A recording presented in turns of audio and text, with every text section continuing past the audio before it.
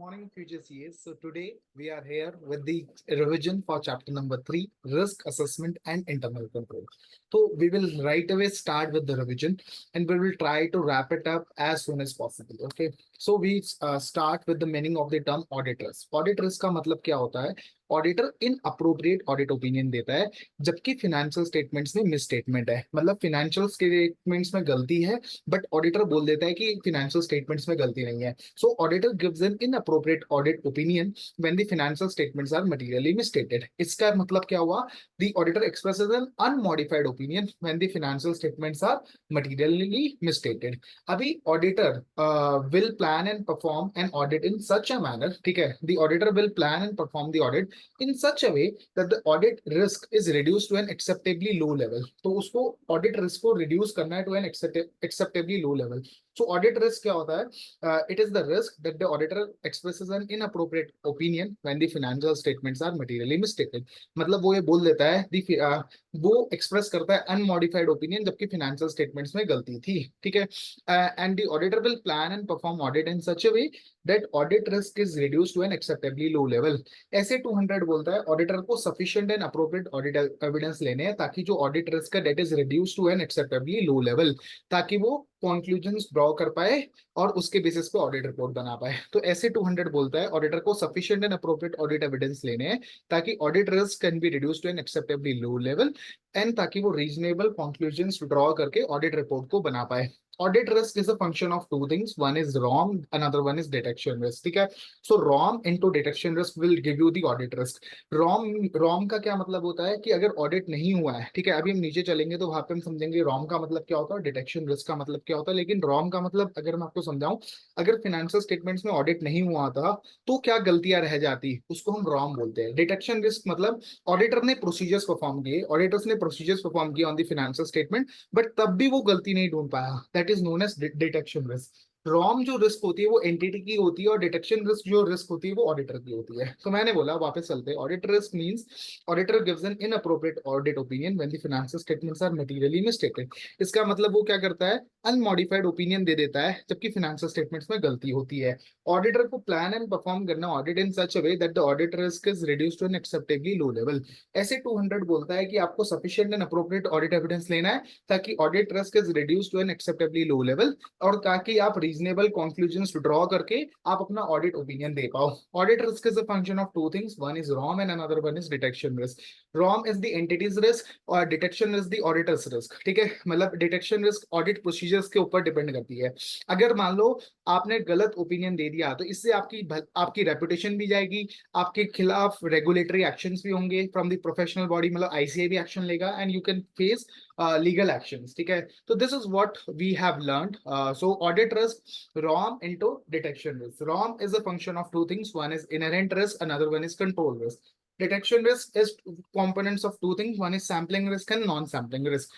ROM क्या होता है, मतलब अगर इस फाइनेंशियल स्टेटमेंट्स के ऊपर ऑडिट नहीं हुआ होता तो इसमें क्या गलतियां रहती है. ठीक है, it states that the ROM is the risk that the financial statements are materially misstated prior to the audit. तो बिफोर द ऑडिट अगर फाइनेंशियल स्टेटमेंट्स में कुछ गलती है तो उसको हम बोलते हैं ROM. ठीक है, अभी मिसस्टेटमेंट क्या होती है? मिसस्टेटमेंट क्या होती है?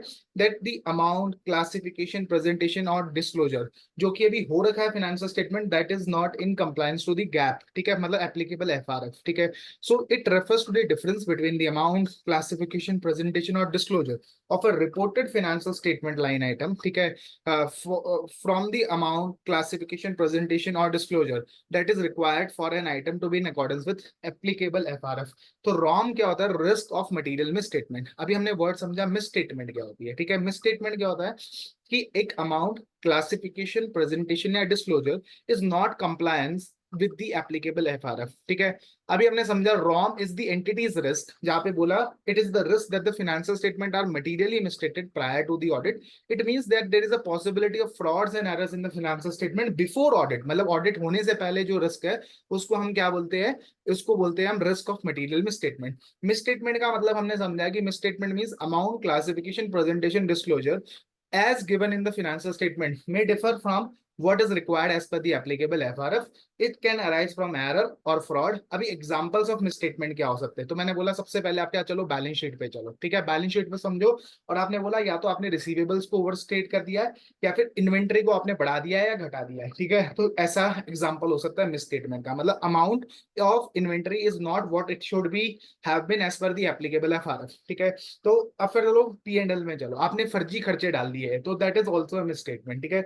जो अमाउंट नहीं होना चाहिए था वो भी है, ठीक है, जो अमाउंट नहीं होना चाहिए था एज पर दी एप्लीकेबल एफआरएफ वो भी पीएनएल में है। या फिर आपने जो कैपिटल एक्सपेंडिचर का आइटम था उसको पीएनएल में डाल दिया, तो एज पर एप्लीकेबल एफआरएफ वो कैपिटलाइज होना चाहिए था, बट आपने उसे पीएनएल में डाल दिया। या फिर आपने डिफरेंस इन द डिस्क्लोजर, मतलब आपने जो डिस्क्लोजर दिया है that is not in accordance with the applicable FRF, या फिर जो आपने एस्टिमेट किया है that is not in accordance with the applicable FRF, या फिर आपने सही अकाउंटिंग पॉलिसीज को नहीं लगाया है। तो मैंने बोला बहुत सिंपल है, या तो आपने रिसीवेबल्स को बढ़ाया है या इन्वेंट्री को बढ़ाया है या घटाया है, या फिर आपने फर्जी खर्चे डाले हैं, या आपने क्या बोलते हैं कैपिटल नेचर का खर्चा पीएनएल में बुक कर दिया, या फिर पीएनएल नेचर का खर्चा कैपिटलाइज कर दिया, ठीक है। तो ये होता है, हमने बोला मिस स्टेटमेंट।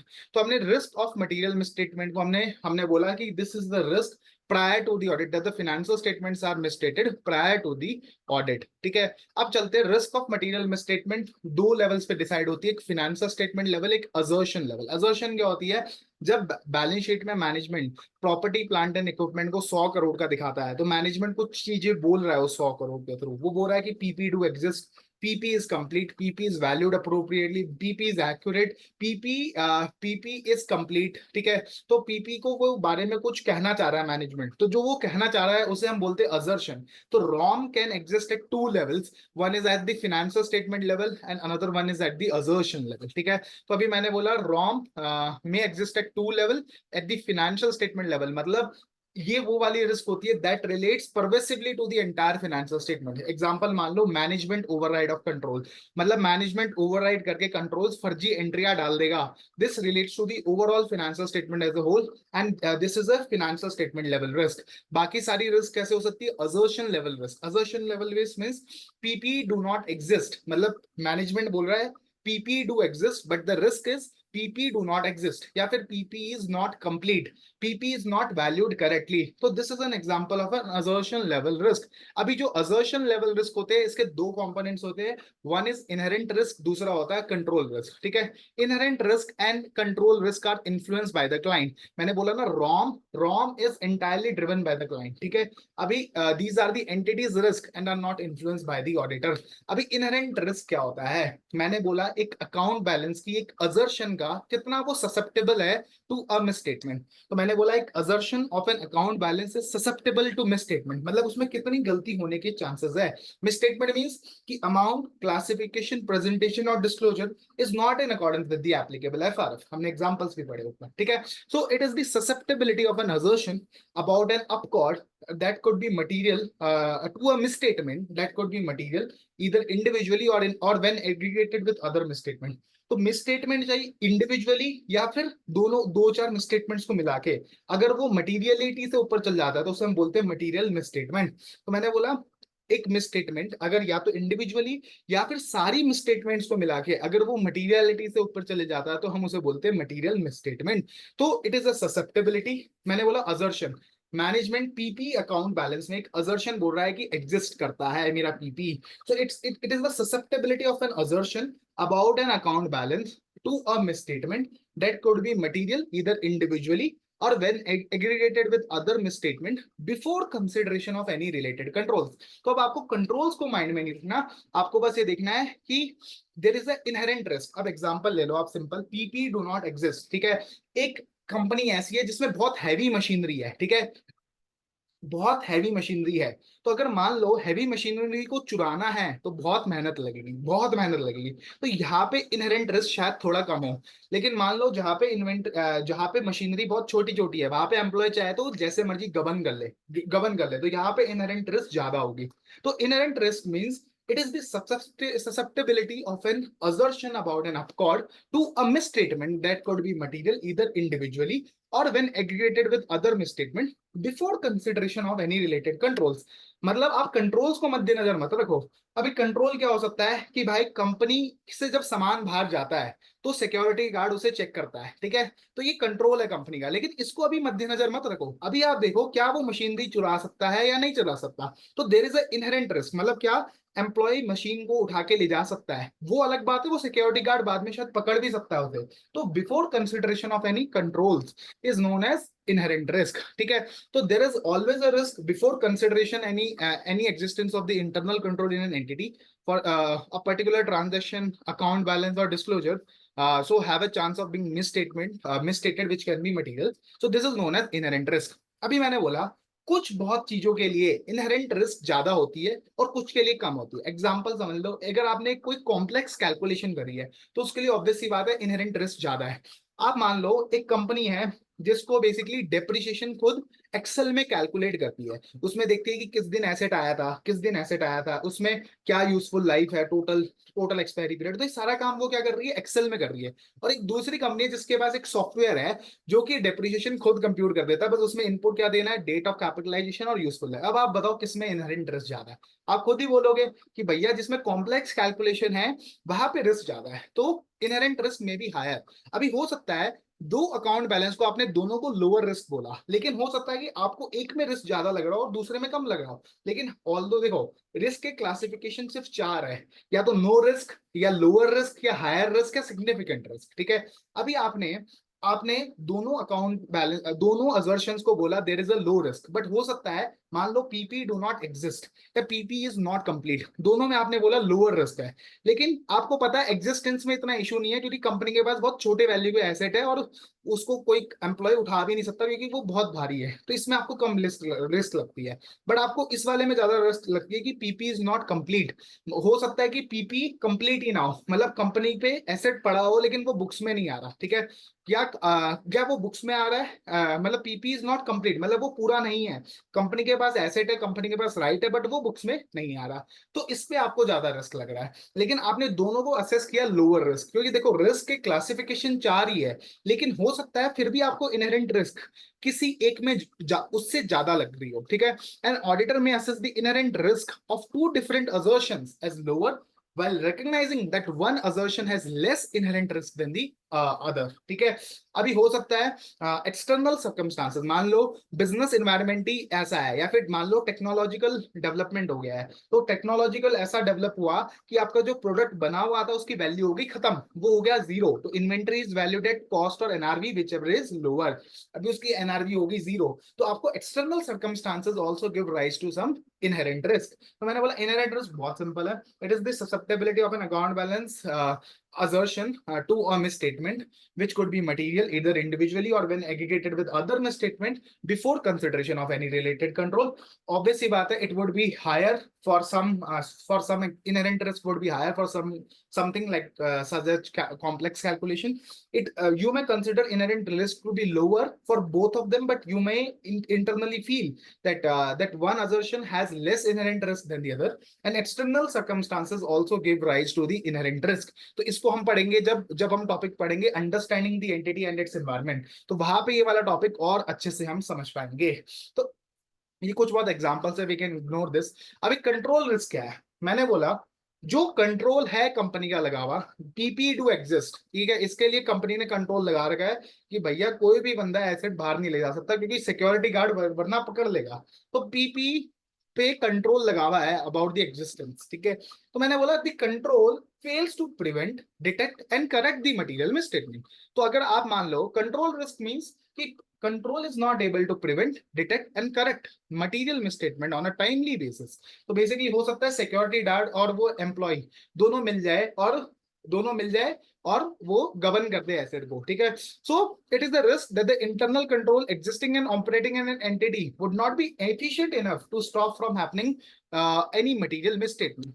अभी देखो ऑब्वियस सी बात है control risk and efficiency of controls के बीच में there is a inverse relationship.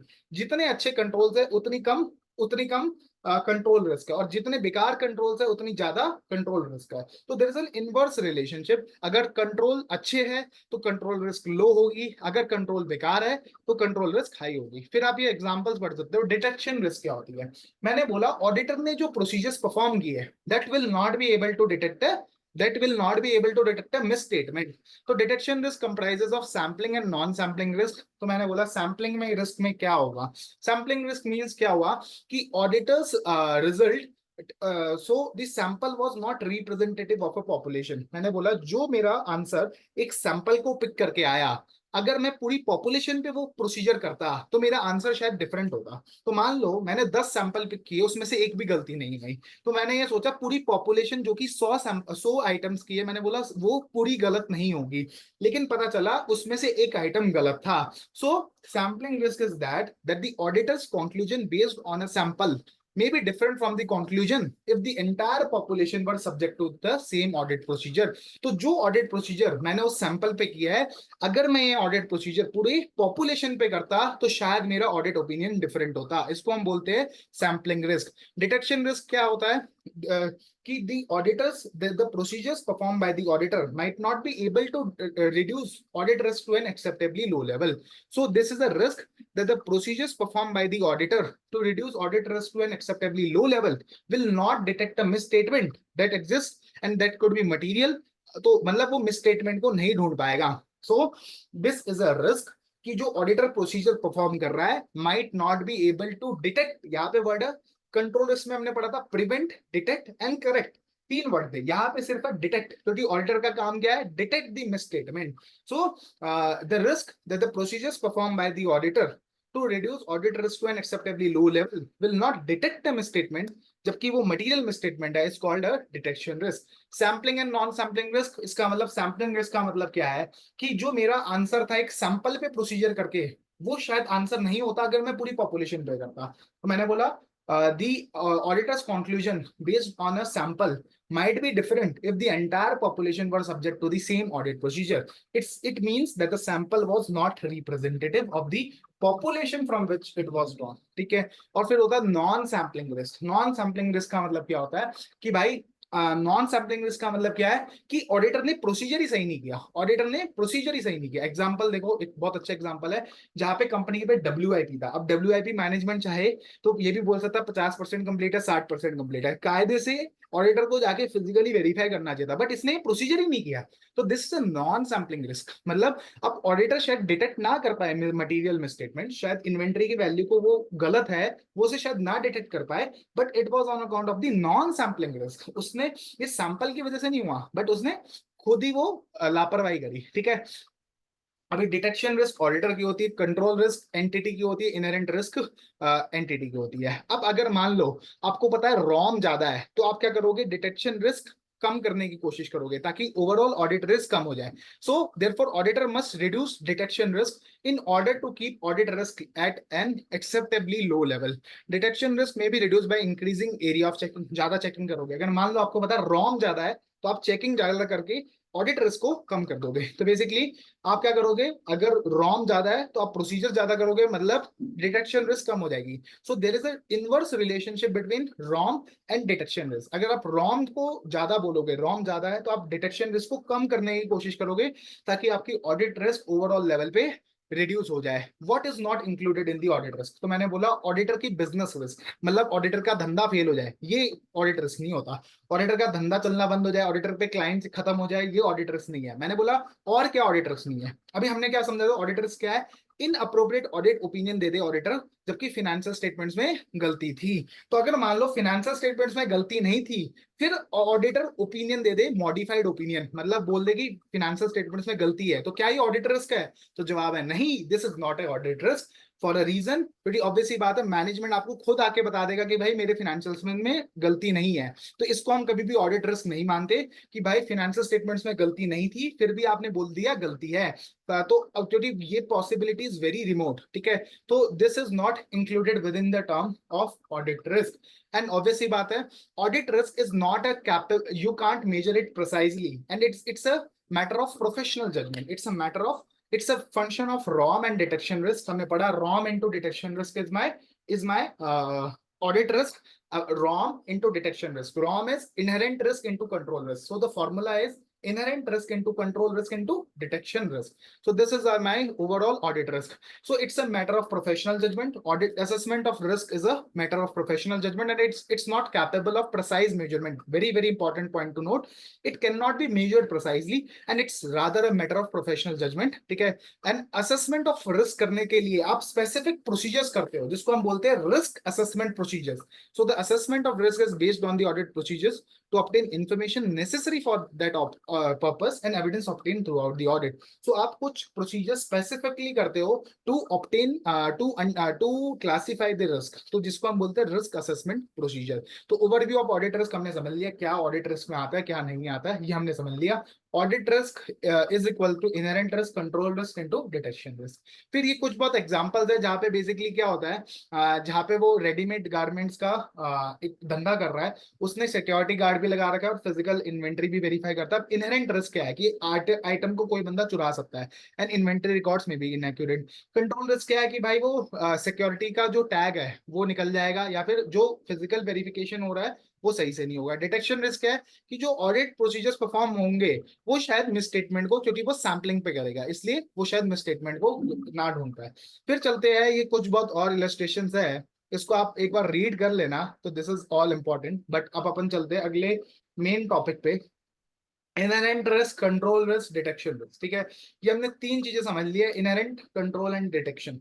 अभी चलते हैं हम identifying and assessing the risk of material misstatement through understanding the entity and its environment. ठीक है, तो ये ऐसे 315 है, ये बोलता है कि the objective of the auditor is to identifying and assess the risk of material misstatement through understanding the entity and its environment. चाहे वो रिस्क ड्यू टू फ्रॉड हो, या चाहे वो एरर हो, चाहे वो फाइनेंशियल स्टेटमेंट लेवल रिस्क हो, चाहे वो असर्शन लेवल रिस्क हो. तो you have to identify and assess the risk of material misstatement through understanding the entity and its environment, including the entity's internal control, thereby providing a basis for designing and implementing responses to the assessed wrong.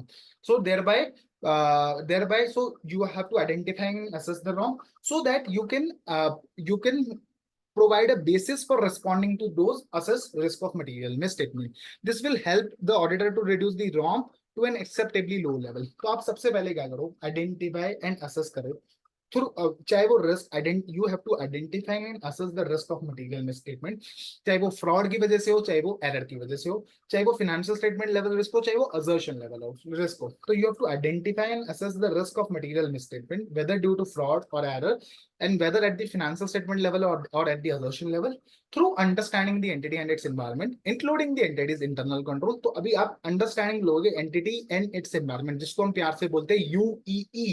ठीक है, understanding the entity and its environment including its internal control and then defining and thereby providing a basis for designing and implementing responses to the assess wrong, ताकि आप इस जो assess risk है इसके response में आप कुछ प्लान प्रोसीजर्स कर पाओ. So designing and implementing responses to the assess ROMM, जो कि ऐसे 330 में कवर होता है, जो भी हम इसी क्लास में कवर करेंगे. This will help the auditor to reduce the risk of material misstatement to an acceptably low level. तो आप सबसे पहले रिस्क आइडेंटिफाई करोगे and then you will design and implement responses to those assess risk of material misstatement, and it will in turn reduce the audit risk to an acceptably low level.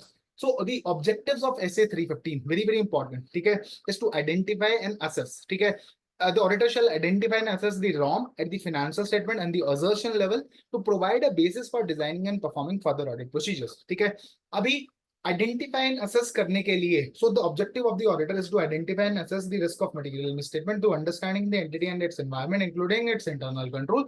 चाहे वो risk fraud की वजह से हो, चाहे वो error की वजह से हो, चाहे वो फाइनेंशियल स्टेटमेंट लेवल रिस्क हो या फिर असर्शन लेवल रिस्क हो, ताकि आप उसे रिस्पॉन्ड कर पाओ and it will provide a basis for designing and implementing responses to the assessed wrong, to provide a basis for designing and performing further audit procedures. तो आपका ऑब्जेक्टिव क्या है, to identify and assess the wrong as per this SA 315.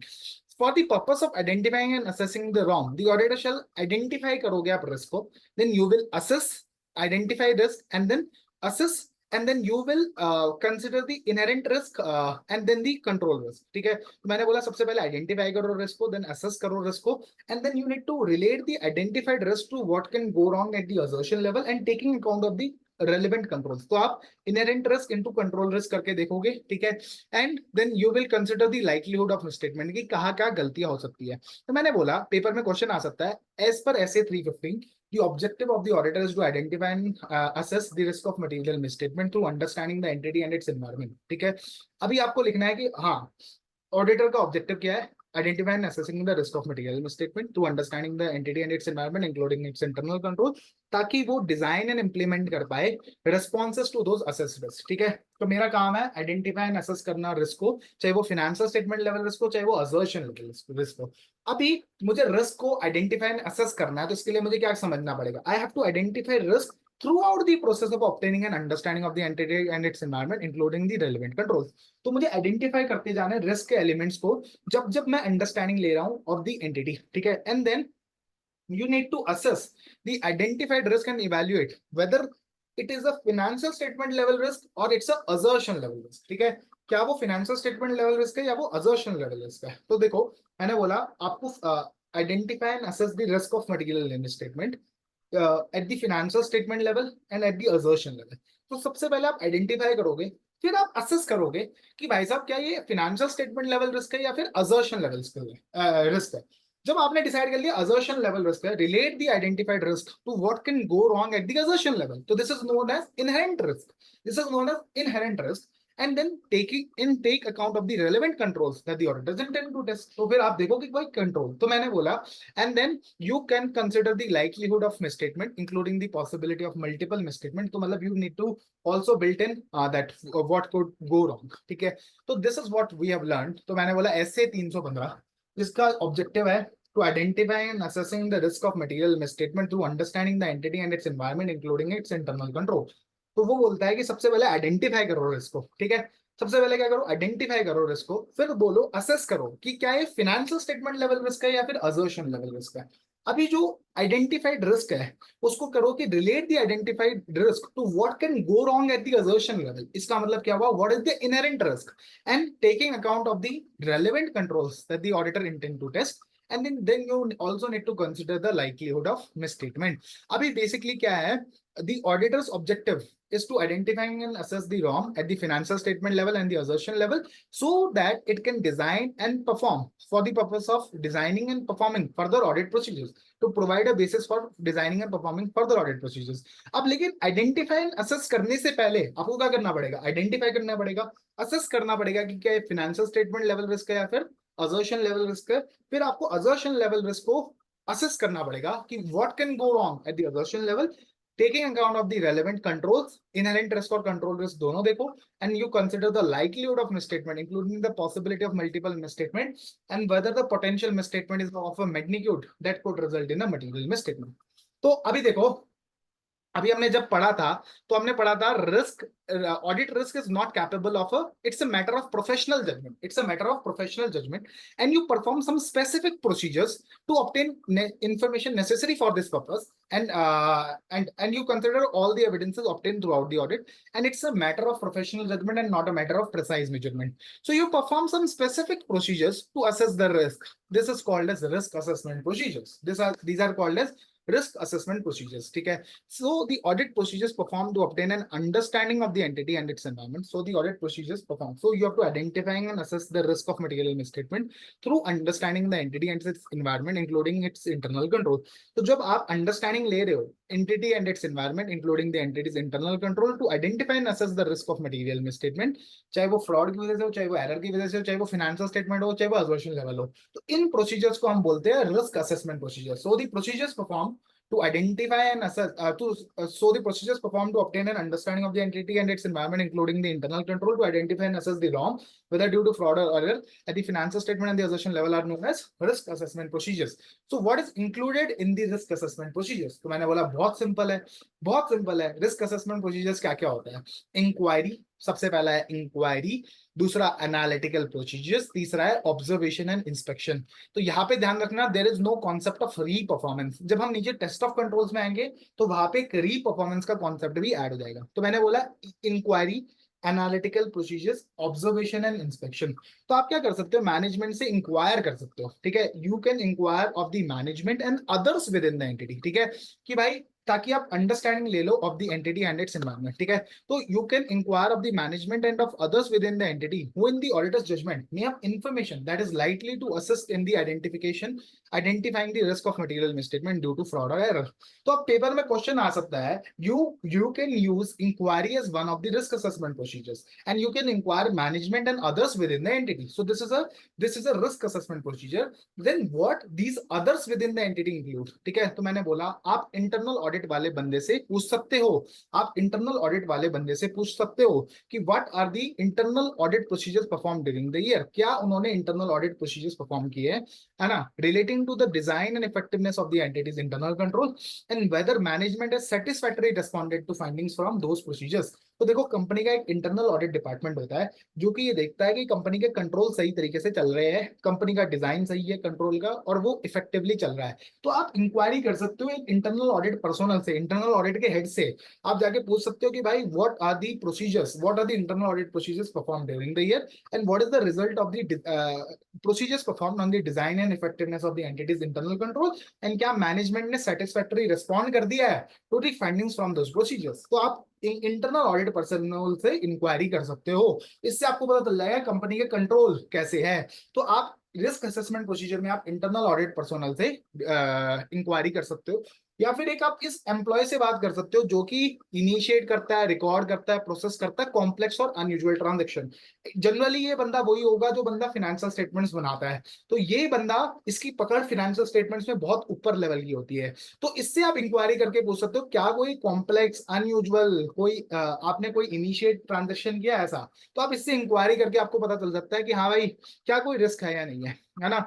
And that may help the auditor to evaluate the appropriateness of the selection and application of certain accounting policies. तो मैंने बोला आप inquiry कर सकते हो एक एम्प्लॉय से जो कि करता धरता है कॉम्प्लेक्स ट्रांजेक्शन का, या फिर वो इनिशिएट करता है, प्रोसेस करता है, रिकॉर्ड करता है कॉम्प्लेक्स और अनयूजुअल ट्रांजेक्शन। तो आप इन एम्प्लॉयज से इंक्वायरी कर सकते हो, या फिर आप लीगल काउंसिल से इंक्वायरी कर सकते हो। इससे आपको पता चल जाएगा कंपनी के खिलाफ कितने केसेस चल रहे हैं, compliance with laws and regulation में कैसा है, कंपनी में क्या कभी फ्रॉड हुआ है या कोई सस्पेक्टेड फ्रॉड है या कोई वारंटी का क्लेम है कंपनी के ऊपर, what are the post sales obligation. सो आप इंक्वायरी कर सकते हो लीगल काउंसिल से, तो इससे आपको पता चल जाएगा कंपनी के ऊपर क्या फ्रॉड के केस चल रहा है, कंपनी के ऊपर क्या इंक्वायरी है, कंपनी के ऊपर क्या compliance with laws and regulation के क्वेश्चन है। आप फिर मार्केटिंग या सेल्स पर्सनल से पूछ सकते हो कि भाई सेल्स का ट्रेंड कैसा रहा है, इस साल सेल्स का ट्रेंड कैसा रहा है, सेल्स बढ़ी है घटी है, क्या हुआ है, प्राइसेस कैसे रहे हैं, ठीक है। और आप रिस्क मैनेजमेंट फंक्शन से बात कर सकते हो। रिस्क मैनेजमेंट फंक्शन क्या होता है, मान लो एक कंपनी ग्लोबल कंपनी है जहां पे उसे सबसे बड़ी रिस्क है फॉरेन एक्सचेंज रिस्क, तो how do the company manages its foreign exchange risk, so you can inquire the risk management function about the what are the regulatory risk, what are the operational risk, ठीक है। तो आप पूछ सकते हो how they are managing the risk, ठीक है, that may affect the financial reporting. Example regulatory risk, मतलब कोई नया कानून आया है जिसका इंपैक्ट हो सकता है फाइनेंशियल रिपोर्टिंग पे, तो आप पूछ सकते हो sir. And then you can also inquire the information system personnel. तो मैंने इंक्वायरी आप कर सकते हो as a risk assessment procedure, ठीक है, it is a very important procedure. तो इंक्वायरी आप किससे कर सकते हो, इंटरनल ऑडिट वाले बंदे से, इन हाउस लीगल काउंसिल से, एक ऐसा एम्प्लॉय जो कि इनिशिएट करता है, रिकॉर्ड करता है, प्रोसेस करता है कॉम्प्लेक्स अनयूजुअल ट्रांजेक्शन, या फिर आप इंक्वायरी कर सकते हो, you can inquire with the sales या मार्केटिंग पर्सन, या फिर रिस्क मैनेजमेंट फंक्शन के साथ कर सकते हो, या फिर इंफॉर्मेशन सिस्टम के लोगों के साथ कर सकते हो। वहां से आपको पता चलेगा what are the IT risk, ठीक है, emanating from the IT system. फिर आप क्या कर सकते हो, एनालिटिकल प्रोसीजर्स कर सकते हो, ठीक है। अभी एनालिटिकल प्रोसीजर्स क्या होता है, analytical procedures performed as risk assessment procedure में include both financial and non financial information, for example relationship between sales and square foot of area.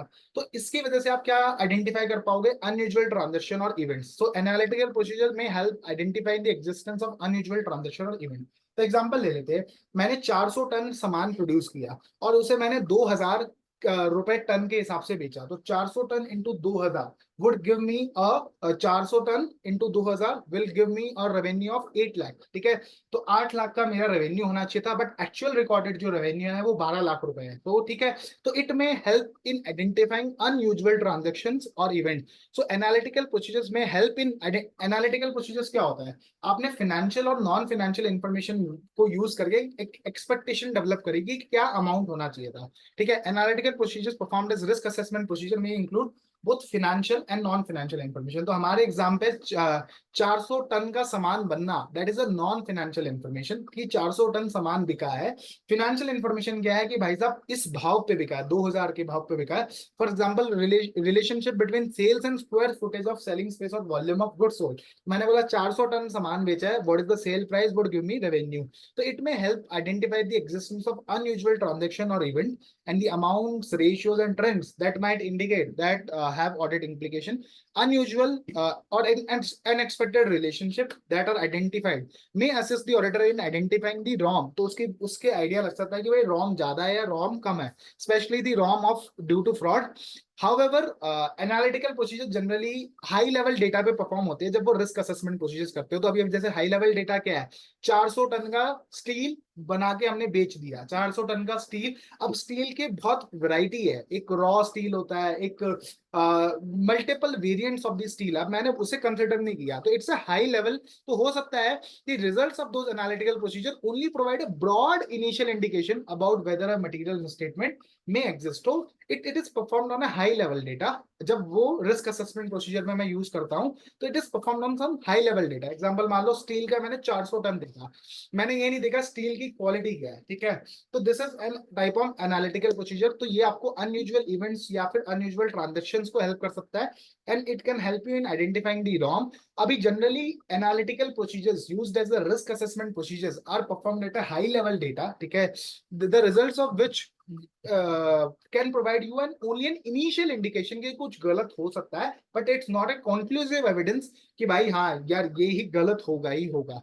Then observation and inspection, आप देखो ऑब्जर्वेशन एंड इंस्पेक्शन के through भी risk assess कर सकते हो। आप entity के ऑपरेशंस को देख सकते हो, आप एंटिटी के ऑपरेशंस को ऑब्जर्व कर सकते हो, आप डॉक्यूमेंट्स इंस्पेक्ट कर सकते हो जैसे budget, business plan, strategy, records and internal control manual. तो budgets, business plan, strategies, records and internal control manuals को देख सकते हो। आप रिपोर्ट्स प्रिपेयर्ड बाय मैनेजमेंट, जहाँ पे पीरियड ऑन पीरियड मैनेजमेंट ने एनालिसिस किया है कि भाई मेरा लास्ट क्वार्टर ये रेवेन्यू था, इस क्वार्टर ये रेवेन्यू है। एंड टीसीडब्ल्यूजी, तो what are the reports presented prepared by management and TCWG, such as minutes of the board and directors meeting, and you can visit the entity's premises and plant facilities, ठीक है। तो आप क्या कर सकते हो as part of the risk assessment procedures, as part of the risk assessment procedures, और आप एंटिटी के ऑपरेशंस को देख सकते हैं। तो वहां से आपको पता चल जाएगा कि एंटिटी के ऑपरेशंस को जब आप ऑब्जर्व करोगे तो आपको पता चल जाएगा यहाँ पे कहाँ पे रिस्क है, कहाँ पे रिस्क है, ठीक है। तो आप एग्जांपल ले लो, एक कंपनी है जिसका काम है कपड़े को बनाना, कपड़े को बनाना, ठीक है। तो आपको समझ आएगा सामने सिक्योरिटी गार्ड लगा हुआ है। जब आप एंटिटी के प्लांट एंड प्रेमाइसेस पे जाओगे तो आपको पता चलेगा सिक्योरिटी गार्ड जब सामान आता है। जब आप अब क्या कर रहे हो, ऑब्जर्वेशन एंड इंस्पेक्शन। तो आपने देखा एक गाड़ी गाड़ी रॉ मटेरियल लेके आ रही है, तो सिक्योरिटी गार्ड ने वहीं पे रोक दिया और पहले पूरे बिल देखे, फिर उसने बिल देखा, उसने एंट्री करी कि भाई ये गाड़ी नंबर आई है, और स्टोर्स डिपार्टमेंट ने कितनी क्वांटिटी आई है उसको नोट किया। तो आपने देखा ऑब्जर्वेशन एंड इंस्पेक्शन किसका किया, आपने एंटिटी के ऑपरेशन का, एंटिटी के प्लांट एंड प्रेमाइसेस का, ठीक है। आप क्या कर सकते हो, अगर आपको देखना है कि भाई आपको रिस्क असेस करनी है तो आपको देख सकते हो what are the company's business plan and what is the company's strategies, ठीक है। आप उसके रिकॉर्ड देख सकते हो, इंटरनल कंट्रोल मैनुअल्स देख सकते हो। इंटरनल कंट्रोल मैनुअल्स का मतलब हो गया रिस्क कंट्रोल मैटर्स, जहां पे रिस्क लिखा होगा, कंट्रोल्स लिखे होंगे, कंपनी के रिस्क लिखे होंगे, कंपनी के कंट्रोल्स लिखे होंगे, ठीक है।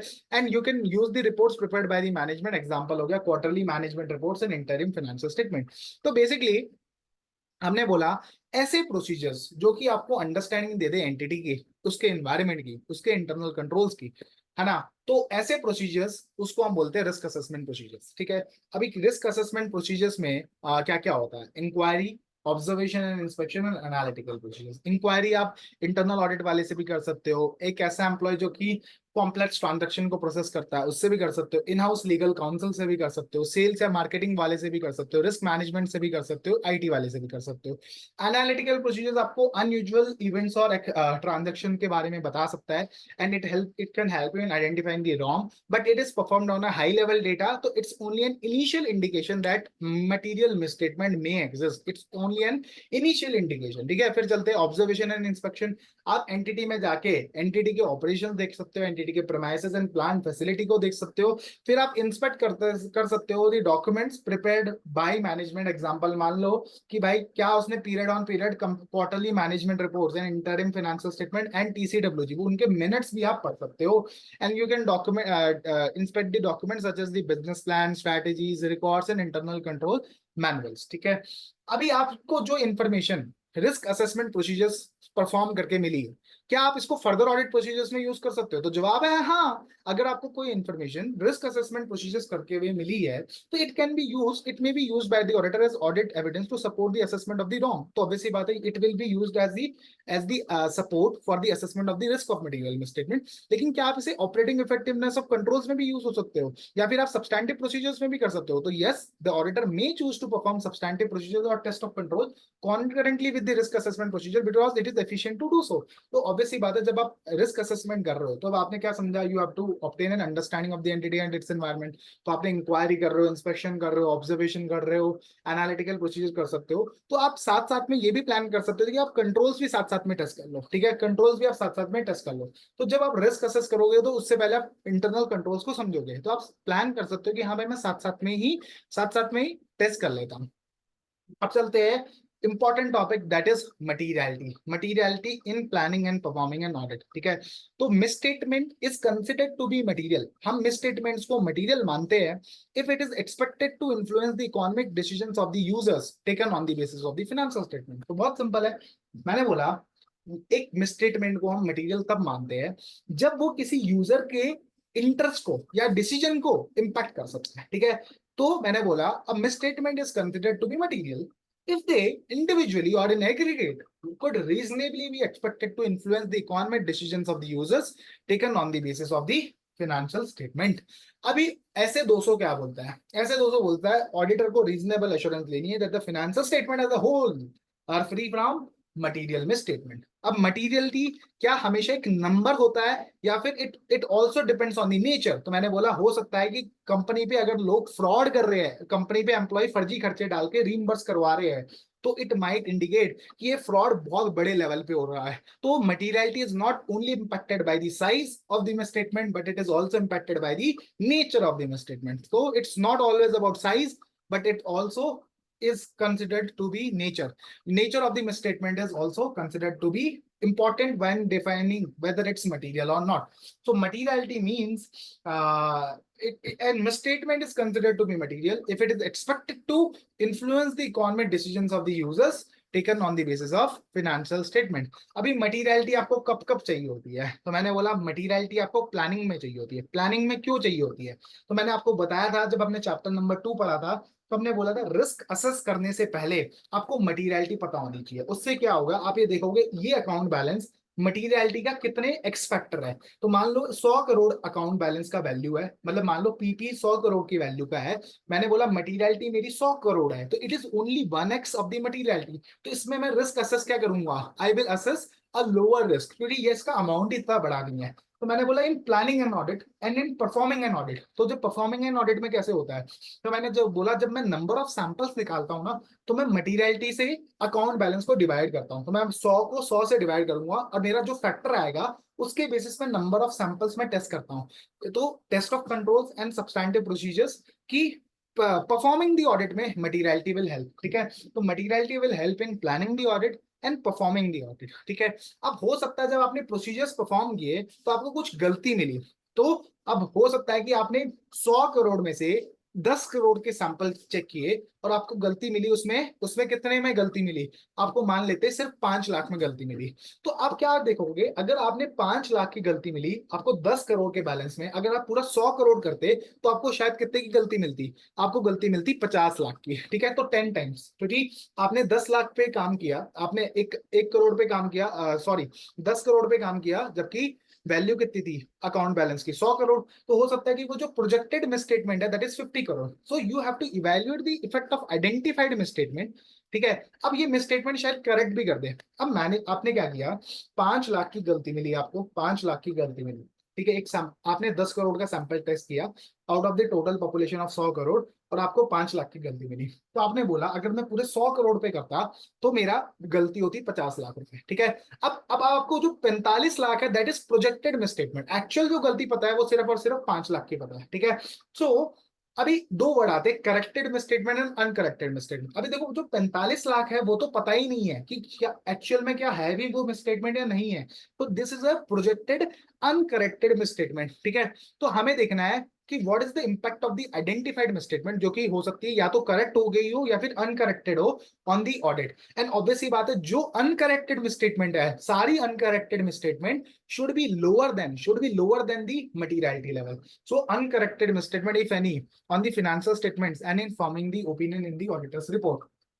So मैंने बोला materiality is used in planning as well as performing the audit. ठीक है, and also in evaluating the effect of the identified misstatement, चाहे वो correct हुई हो चाहे वो uncorrect हुई हो, तो आपको देखना पड़ेगा कि भाई क्या वो and also in evaluating the impact of the uncorrected misstatement on the financial statement and in informing the auditor's opinion. ठीक है, तो अभी मैंने बोला materiality is not a matter of size, it might be a matter of nature. ठीक है, materiality is expected, so a misstatement is considered to be material if it is expected to influence the decision making of the users taken on the basis of the financial statement. ऐसे 200 क्या बोलता है कि आपको reasonable assurance लेनी है that the financial statement as a whole are free from material misstatement, चाहे वो फ्रॉड की वजह से हो चाहे वो एरर की वजह से हो। अभी फिनेंशियल रिपोर्टिंग फ्रेमवर्क भी कुछ मटीरियलिटी के बारे में बताता है, तो वो ऑब्वियसली बात है सेम ही चीज बताएगा जो कि ऑडिटिंग स्टैंडर्ड बताता है। तो सेम चीज बोलता है ये भी कि भाई मटीरियलिटी तब मटीरियल माना जाता है जब वो यूजर्स के इंटरेस्ट को या यूजर्स के डिसीजंस को इम्पैक्ट कर रही है। It's not always about size but it's also about the nature of the misstatement. And obviously बात है जब आप मटीरियलिटी असेस कर रहे हो तो आपको common financial information need of the users को समझना है, ना कि specific financial information needs of the users. मतलब मान लो एक कंपनी के फाइनेंशियल स्टेटमेंट्स के यूजर्स बहुत सारे हो सकते हैं, तो आपको जब मटीरियलिटी को डिफाइन करना है तो आपको common financial information needs of the users को कंसिडर करना है rather than the specific individual users। तो एप्लीके एफआरएफ और ऑडिटिंग स्टैंडर्ड मटीरियलिटी को दोनों सेम समझाते हैं, बस एफआरएफ में एक एडिशनल पॉइंट है जो कि ये बोलता है जब भी आप मटीरियलिटी को डिटरमाइन करो तो आप common financial information needs of the users को समझो। ठीक है, इन प्लानिंग द ऑडिट, अभी देखो Anna, in planning the audit, the auditor makes judgment about the size of misstatement that will be considered material. ठीक है, these judgments provide basis for determining the nature, timing, and extent of the risk assessment procedures, identifying and assessing the ROM, and then determining the nature, timing, and extent of the further procedures. तो हम planning के वक्त the auditor made judgments about the size of misstatement that will be considered material. तो हम ये estimate करते हैं in planning the audit. Planning के कौन से फेज में होता है, वो होता है एस्टेब्लिशिंग दी, अभी हम नीचे चलते हैं वो मैं बताता हूँ। ठीक है, ये एमसीक्यू क्वेश्चन है कि प्लानिंग के कौन से फेज में आप मटीरियलिटी को एस्टेब्लिश करते हो। तो हमने पढ़ा था, जब प्लानिंग के चैप्टर पढ़ा था तो हमने बोला there are two phases to planning, one is establishing the overall audit strategy and development of an audit plan.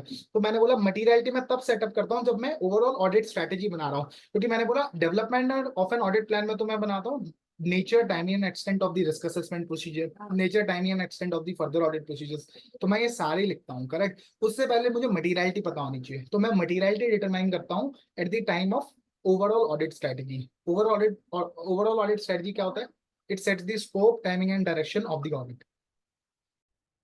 या दैट मटीरियलिटी हम प्लानिंग में डिटरमाइन कर लेते हैं। ठीक है, ओवरऑल ऑडिट स्ट्रेटेजी जब बनाते हैं तो अपन मटीरियलिटी वहीं पे डिटरमाइन कर लेते हैं।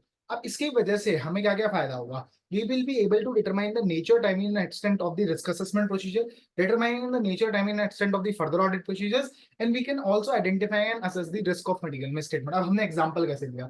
हमने बोला रिस्क असेस करने के लिए हम फैक्टर देखते हैं कि मटीरियलिटी का कितना बड़ा फैक्टर है ये अकाउंट बैलेंस। ठीक है, मैंने बोला सैंपल निकालते वक्त हम क्या देखते हैं कि मटीरियलिटी का कितना बड़ा फैक्टर है ये अकाउंट बैलेंस, तब भी हम यही सेम चीज करते हैं। तो it will help in identifying and assessing the risk of material misstatement and also in determining the nature, timing and extent of the further audit procedures। फिर द पॉइंट आता है अब ये रिस्क असेसमेंट प्रोसीजर में कैसे help करेगा। तो मैंने बोला अगर ज्यादा मटेरियल आइटम होगा तो मैं inquiry, analytical procedure, observation and inspection शायद सारे करने की सोचूं। अगर छोटा आइटम होगा तो मैं इंक्वायरी या एनालिटिकल प्रोसीजर पे भी छोड़ सकता हूँ। ठीक है, तो डिपेंड करता है determining the nature, timing and extent of the risk assessment procedure.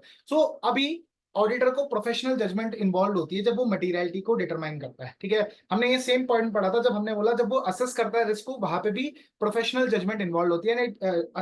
So the ROM is not capable of a precise measurement. So audit risk is not a capable. It is not. It's a matter of professional judgment, and it's not a matter capable of precise measurement.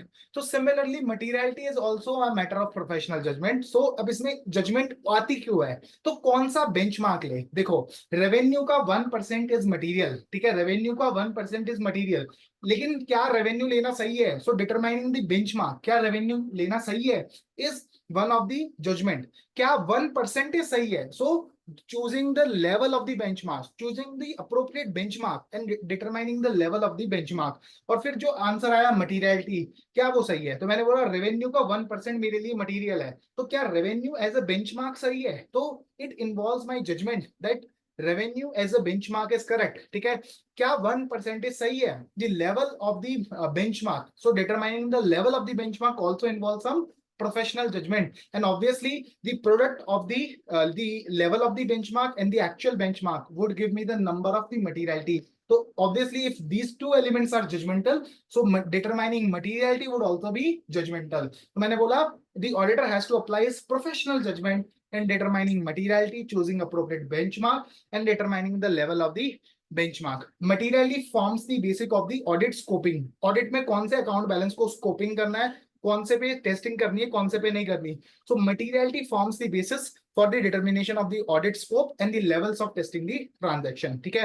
अभी मतलब आप इसको ये भी देख सकते हो, अभी ये वाला पॉइंट इतना रेलेवेंट नहीं है, अभी सिंपल बस अगला पॉइंट पे चलते हैं अपन, जहां पे ये बोलेंगे अगर कोई रिक्वायरमेंट स्टैट्यूटरी रिक्वायरमेंट है, जैसे शेड्यूल 3 डिवीजन 1 बोलता है कि या any item of income or expenditure which exceeds 1% of the revenue from operations of rupee 1 lakh, whichever is higher needs to be disclosed separately। तो schedule 3 division 1 बोलता है कि अगर कोई item of income या फिर कोई item of expenditure it exceeds 1% of revenue from operations or rupee 1 lakh, whichever is higher, it needs to be disclosed separately। तो ये रिक्वायरमेंट है कि भाई 1% ऑफ रेवेन्यू से अगर कुछ बड़ा आइटम है तो उसको आपको डिस्क्लोज करना है सेपरेटली। तो इसे हम हमेशा मटेरियल कंसिडर करेंगे, चाहे ये मटेरियलिटी वैसे साइज में ना हो, लेकिन हम इसे, क्योंकि ये स्टैट्यूटरी रिक्वायरमेंट है, हम इसे हमेशा मटेरियल मानेंगे। सिमिलर एग्जांपल ले लो जहां पे शेड्यूल 3 डिवीजन 1 या डिवीजन 2 दोनों बोलते हैं कि आपको शेयर होल्डर्स की डिटेल देनी है जिसकी शेयर होल्डिंग 5% से ज्यादा है। तो भले ही ये मटेरियल ना हो वैसे, लेकिन क्योंकि ये लॉ ने बोला है या स्टैट्यूटरी रिक्वायरमेंट ने बोला है कि आपको ये डिस्क्लोज करना है, तो it will be always material. तो this is an very very important point कि अगर कोई लॉ या कोई स्टैट्यूटरी रिक्वायरमेंट है रिगार्डिंग अ डिस्क्लोजर और you can say regarding the presentation of some item, then it will be considered as material even if it's below the size of the materiality that has been determined, ठीक है। तो अभी हमने बोला obvious सी बात है, हमने क्या बोला, मटेरियल मिसस्टेटमेंट क्या होती है, when it is expected to influence the decision making of the users. तो अब हम यूजर्स के बारे में कुछ अज्यूम कर रहे हैं कि यूजर हमारा जो होगा उसको रीजनेबल नॉलेज होगी धंधे की, उसको रीजनेबल नॉलेज होगी इकोनॉमिक एक्टिविटीज की, उसको रीजनेबल नॉलेज होगी अकाउंटिंग की, और he has a willingness to study the financial information with reasonable intelligence. तो मैंने बोला यूजर जो है हमारा, उसे रीजनेबल नॉलेज है अकाउंटिंग की, इकोनॉमिक एक्टिविटीज की, बिजनेस की, and he is willing to study the entire financial statement with reasonable diligence. उसको पता है that the financial statement are prepared, presented and audited to the levels of materiality। उसको ये पता है यूजर को। मैंने बोला हम मटेरियल मिसस्टेटमेंट को कैसे डिफाइन करते हैं, हमने बोला misstatement is considered to be material when individually or in aggregate with other misstatement, ठीक है। it is expected to influence the decision making of the users। अब यूजर हमारा कैसा है, हमारा यूजर रीजनेबल साउंड नॉलेज है, ही has a reasonable knowledge of the business, accounting, economic activities and he is willing to study the financial information in the financial statement with reasonable diligence। हमारा जो user है उसको पता है that the financial statements are prepared, presented and audited to the levels of materiality। उसको पता है financial statements में एस्टिमेट्स एंड जजमेंट्स इन्वॉल्व होते हैं, and he can make reasonable economic decision based on the financial statement. तो मैंने बोला हमारा यूजर कैसा हो, हमारा यूजर रीजनेबल नॉलेज होनी चाहिए उसे, ठीक है ना। उसको पता होना चाहिए कि financial statements are prepared using estimates and judgment, उसको पता होना चाहिए these are prepared, presented and audited to the levels of materiality, ठीक है, and he can make reasonable economic decisions on the basis of the information in the financial statements. तो हो सकता है जैसे यूजर कौन हो सकता है, शेयर होल्डर हो सकता है, तो share holder based on the audited financial statement can make reasonable economic decision कि भाई मुझे शेयर में इन्वेस्टेड रहना है या मैं शेयर को बेच के निकल जाऊं, तो he can make reasonable economic decision on the basis of the information in the financial statement. तो हमें बोला मटेरियल मिसस्टेटमेंट क्या होता है, हमने बोला एक ऐसी मिसस्टेटमेंट चाहे वो इंडिविजुअली या फिर in aggregate is it could be expected to influence the decision making of the users। तो वर्ड आता है इन एग्रीगेट, तो आपको ये रिस्क हो सकती है कि आपकी जो छोटी छोटी मिसस्टेटमेंट्स है वो भी आपकी ऊपर चले जाए, वो भी आपके ऊपर चले जाए मटीरियलिटी से, क्योंकि आपको टोटल में देखना है misstatement should be below materiality.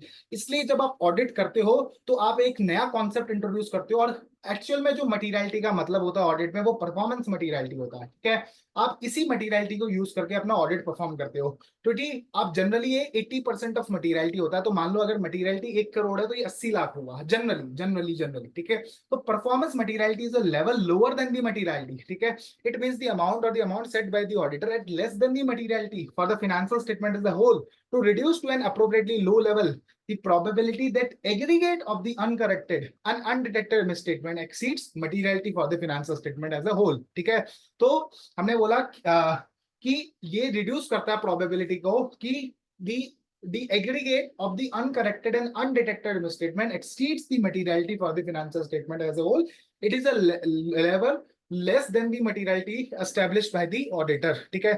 अभी चलते हैं, अभी आपको डिटरमाइन करना है परफॉर्मेंस मटीरियलिटी एंड मटीरियलिटी। अब आप कौन से फेज ऑफ प्लानिंग में डिफाइन करोगे, तो मैंने आपको जैसे समझाया, it will be determine at the time of overall setting up the overall audit strategy. The auditor shall determine materiality for the financial statement as a whole. अब आप चाहो तो मटीरियलिटी किसी अकाउंट बैलेंस पे भी डिफाइन कर सकते हो। तो एग्जांपल ले लो, बैंक के केस में लोन्स एंड एडवांसेस, इसके लिए आप चाहो तो एक सेपरेट मटीरियलिटी लेवल भी डिसाइड कर सकते हो, क्योंकि बैंक के लिए वही सबसे बड़ा हिस्सा है।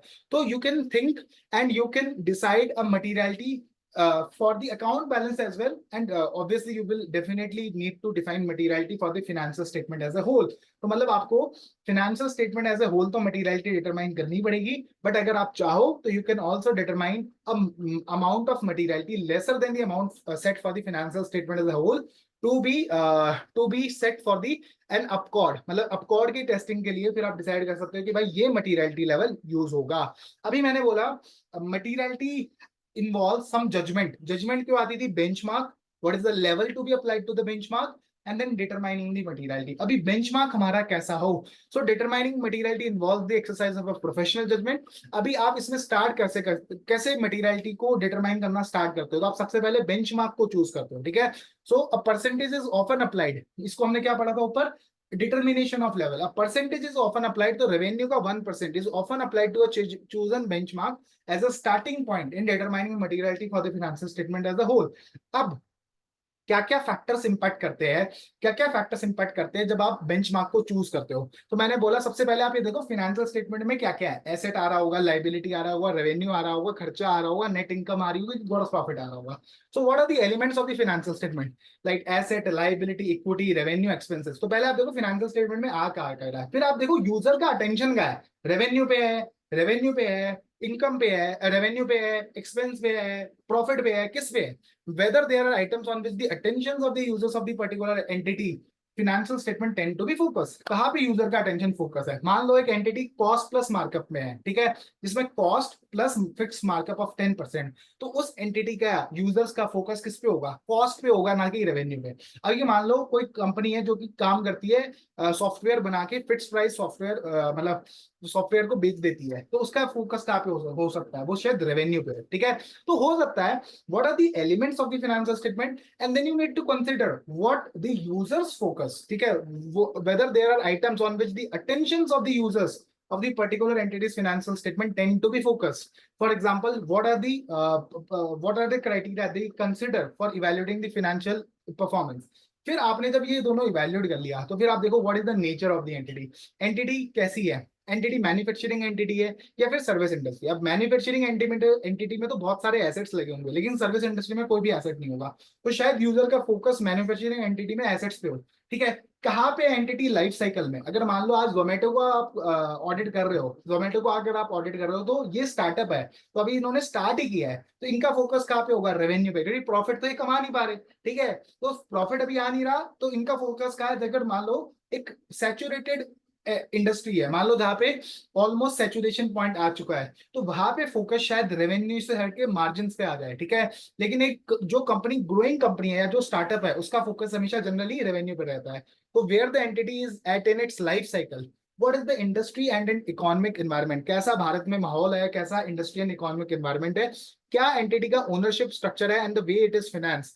अगर मान लो इसमें डेट ही डेट है, तो कंपनी का फोकस या यूजर्स का फोकस जो होगा that will be on the assets. तो मान लो if an entity is finance solely by debt rather than equity, users may put more emphasis on the assets and claims from them rather than on the entities earning। तो भाई company के पास asset होने चाहिए कि ये liability पे off हो जाए। And then the third fourth point is the relative volatility of the benchmark, मतलब वॉलेटाइल कितना है बेंचमार्क, मतलब रेवेन्यू पता चले इस साल 100 करोड़ था, अगले साल सीधा 10 करोड़ पहुंच गया, तो क्या ये सही है बेंचमार्क लेना, तो जवाब है नहीं, क्योंकि ये बहुत वॉलेटाइल है, ठीक है, ये बहुत वॉलेटाइल है। तो factors that may affect the identification of an appropriate benchmark, क्या क्या items in the financial statement, revenue है, एक्सपेंसेस है, इनकम है, एसेट्स है, कहाँ पे यूजर का अटेंशन फोकस्ड है, ठीक है, टेंड टू बी फोकस, कहाँ पे what is the nature of the entity, क्या वो मैन्युफैक्चरिंग है या सर्विस इंडस्ट्री है, where the entity is at its life cycle, what is the industry and economic environment, what is the entity's ownership structure and the way it is financed. तो अगर मान लो date financed है तो users का interest would be more on the asset and what is the relative volatility. तो मैंने बोला पहले देखो फाइनेंशियल स्टेटमेंट्स में क्या क्या आइटम आ रहे, यूजर का अटेंशन क्या है, फिर आप देखो क्या एंटिटी का नेचर है, क्या वो अपनी लाइफ साइकिल में है, सैचुरेटेड इंडस्ट्री है या स्टार्टअप इंडस्ट्री है, what is the industry and economic environment and what is the entity's ownership structure and the way it is financed। अभी आपको बेंचमार्क के ऊपर परसेंटेज लगाना है, लेकिन बेंचमार्क का कौन सा डेटा लोगे। मान लो आपको ऑडिट प्लानिंग जब हमने पढ़ा था तो हमने सुना था कि ऑडिट प्लानिंग जैसे ही ऑडिट खत्म होता है पिछले साल का, तो वहीं से शुरू होके इस साल के ऑडिट जब तक खत्म नहीं होता तब तक चलती है। तो it's a planning is a continuous and iterative process, ये हमने चैप्टर नंबर 2 में पढ़ा था, ठीक है। अब आते हैं रेलेवेंट फाइनेंशियल डेटा। तो अब प्लानिंग में जब आप ओवरऑल ऑडिट स्ट्रैटेजी बना रहे हो तो अब आपको मटीरियलिटी डिटरमाइन करनी है, तो अब आपके पास लेकिन इस साल का तो नंबर है ही नहीं, इस साल का नंबर तो है नहीं, तो आप कैसे स्टार्ट करोगे, you will choose the prior period financial results in the financial position, ठीक है। आप क्या कर सकते हो, लास्ट ईयर के फाइनल नंबर्स को यूज कर सकते हो, उसके बेसिस पे करंट ईयर की प्रीलिमिनरी मटीरियलिटी उसे सेट कर सकते हो, प्रीलिमिनरी मटीरियलिटी उसे सेट कर सकते हो। फिर या आप क्या कर सकते हो, जब आप प्लानिंग करने बैठ रहे हो तो वहां तक के रिजल्ट्स को देख सकते हो, मतलब वहां तक के प्रॉफिट, वहां तक के रेवेन्यू को देख सकते हो और उसे एक्स्ट्रापोलेट करके मटीरियलिटी निकाल सकते हो। So the period to date financial result and the financial position, what are the budgets और द फोरकास्ट, तो what is the forecast for the current year, उसको भी आप यूज कर सकते हो। And you need to adjust it for the significant changes in the circumstances of the entity. मान लो एक सिग्निफिकेंट बिजनेस कॉम्बिनेशन हो गया, सिग्निफिकेंट बिजनेस कॉम्बिनेशन हो गया जिसकी रेवेन्यू 200 करोड़ की जगह से 400 करोड़ हो गया, so you need to adjust the materiality for the significant changes in the circumstances of the entity। obvious सी बात है, अगर आप प्रायर पीरियड डेटा ले रहे हो तो आपको उसे एडजस्ट करने पड़ेगा for the significant changes in the circumstances of the entity and the relevant changes of the conditions in the industry or the economic environment in which the entity operates। तो मैंने बोला what is the relevant financial data for the benchmark। तो मैंने बोला अभी आप planning करने बैठ रहे हो, जब ऑडिट लास्ट ईयर का खत्म हुआ तब से लेके पूरे साल तक प्लानिंग चलती है, ठीक है। हमने बोला कि ये हमने समझा था चैप्टर नंबर 2 पे। अब आपको मटेरियलिटी आज डिटरमाइन करनी है, तो आप क्या कर सकते हो, या तो पिछले साल का जो ऑडिटेड डेटा है उसे ले सकते हो, या फिर जो आज तक का डेटा है वो ले सकते हो, उसको एक्स्ट्रापोलेट कर सकते हो कि भाई पूरे साल का रेवेन्यू कितना होगा, या तो ये कर सकते हो। फिर या फिर आप बजट या फोरकास्ट ले सकते हो, या फिर आपको लेकिन उसको इन तीनों चीजों को एडजस्ट करना पड़ेगा for the significant changes in the circumstances of the entity. हो सकता है कि कंपनी ने लास्ट ईयर का टर्नओवर 200 करोड़ था बट एक एक्विजिशन किया जिसकी वजह से 100 करोड़ का टॉप लाइन ऐड हो जाएगा, तो आपको ये एडजस्ट करना पड़ेगा ताकि आपकी मटेरियलिटी फिर 300 करोड़ पे निकले। You need to adjust for significant changes in the circumstances of the entity, ठीक है।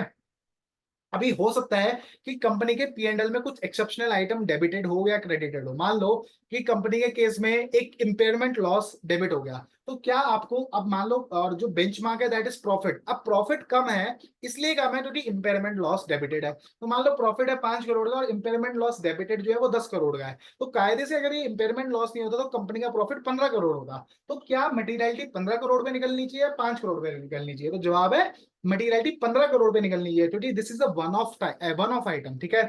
Consider the materiality for the financial statement as a whole is calculated on the basis of PBT there are some exceptional decreases or increase in such profit, तो auditor में adjust, ठीक है, using a normalise profit before tax, तो materiality को निकालेगा on the basis of the normalise profit before tax. तो that is something we have learn. And then determining a percentage to be applied to chosen benchmark involves the exercise of a judgment. ये हमें पता है benchmark में कितना percentage लगाना है. It also involves some judgment कि 1% लगाऊं, लेकिन ऑब्वियस सी बात है जो रेवेन्यू पे परसेंटेज लगेगा और जो प्रॉफिट पे परसेंटेज लगेगा वो दोनों डिफरेंट होगा. रेवेन्यू हमेशा मान लो 100 करोड़ है, प्रॉफिट होगा 10 करोड़ सिर्फ, ठीक है, तो 10 करोड़ पे ज्यादा मटीरियलिटी परसेंटेज लगेगा in comparison to the revenue, है ना. तो रेवेन्यू में मान लो आप 1% लगा रहे हो, तो 100 का 1% 1 करोड़ आता है, तो पीपीटी पे आपको 10 करोड़ है, तो उस पर आपको 10% लगाना पड़ेगा ना, या मोटा मोटी 5%, मतलब आपको हायर परसेंटेज लगाना पड़ेगा in comparison to revenue. That is what we wanted to tell you, ठीक है. मटीरियलिटी लेवल और levels for particular class of transaction, account balance और डिस्क्लोजर्स. तो अभी हमने बोला, जब हम उन्हें ऊपर पढ़ा था तो हमने बोला था कुछ बहुत ऐसे सर्कमस्टांसेस होते हैं जहां पे हम materiality level account balance level पे भी सेट कर सकते हैं. तो अभी ये कौन से सर्कमस्टांसेस होते हैं, तो मैंने बोला या तो कोई लॉ एंड रेगुलेशन, या फिर applicable financial reporting framework. Law, regulation या applicable financial reporting framework user की एक्सपेक्टेशन को सेट कर देता है रिगार्डिंग द मेजरमेंट और disclosure of certain items, like in case of related party transaction, remuneration of managerial personnel, ठीक है. तो आप ऐसे समझो जहां पे लॉ, रेगुलेशन या फिर एप्लीकेबल एफआरएफ यूजर की एक्सपेक्टेशन को it affect the user's expectation regarding the measurement or disclosure of certain items like related party transaction या फिर remuneration of management and TCWG. तो आप यहाँ पे चाहो तो you can set a level of materiality that is lower than the level of materiality set for the financial statement as a whole. तो यहाँ पे आप set कर सकते हो because अभी law, regulation या फिर applicable FRF has affected the user's expectations regarding the measurement or disclosure of the key disclosures like related party transaction or remuneration of the management disclosure, ठीक है. अभी मान लो कुछ आप ऐसी इंडस्ट्री का ऑडिट कर रहे हो, मान लो बैंकिंग, ठीक है, बैंकिंग इंडस्ट्री में एनपीए की calculation what is the amount of NPA is very very important disclosure, ठीक है. फॉर एग्जांपल, या फिर आप एग्जांपल ले सकते हो research and development in case of a pharma industry. Pharma में रिसर्च कितना किया, क्या नया क्या कितने नए पेटेंट्स मिले, ये these are very very important for the pharmaceutical industry. उनको तो मेडिसिन बेचनी है, उसके लिए पेटेंट या कॉपीराइट चाहिए होगा, तो कितना रिसर्च एंड डेवलपमेंट किया, तो that is very very important parameter. तो आप इस वाले डिस्क्लोजर के लिए you can set a different materiality level, ठीक है. या फिर किसी particular item pay attention is focus on a particular aspect of the entity's business that is separately disclose in the financial statement. मान लो कंपनी ने एक नया बिजनेस कॉम्बिनेशन किया है इस साल और उसके ऊपर सारे यूजर्स का अटेंशन है, तो you can think about of setting a lesser materiality than for the financial statement as a whole. मैंने बोला 3-4 सर्कमस्टांसेस है जहां पे आप सोच सकते हो कि आप मैं materiality for the financial statement as a whole उसको मैं सेपरेट रखूं और मैं अकाउंट बैलेंस लेवल पे मटीरियलिटी सेट कर दूं, अकाउंट बैलेंस या फिर क्लास ऑफ ट्रांजैक्शन या डिस्क्लोजर लेवल पे. तो मैंने बोला कुछ बहुत ऐसे लॉ या रेगुलेशन या एप्लीकेबल एफआरएफ है जो कि एक्सपेक्टेशन सेट कर देते हैं यूजर की that affect the user expectation regarding the measurement or disclosure of some transaction like related party transaction. तो आप चाहो तो पूरे फाइनेंशियल स्टेटमेंट लेवल पे लेट्स से मटीरियलिटी का लेवल है 1 करोड़, लेकिन आप रिलेटेड पार्टी ट्रांजैक्शन लेवल पे असेस कर सकते हो कि भाई मेरे लिए 50 लाख का ट्रांजैक्शन भी यहाँ पे मटीरियल है, ठीक है. या फिर remuneration of management and TCWG, या फिर की disclosure in a particular industry, example ले लो रिसर्च एंड डेवलपमेंट कॉस्ट, ठीक है.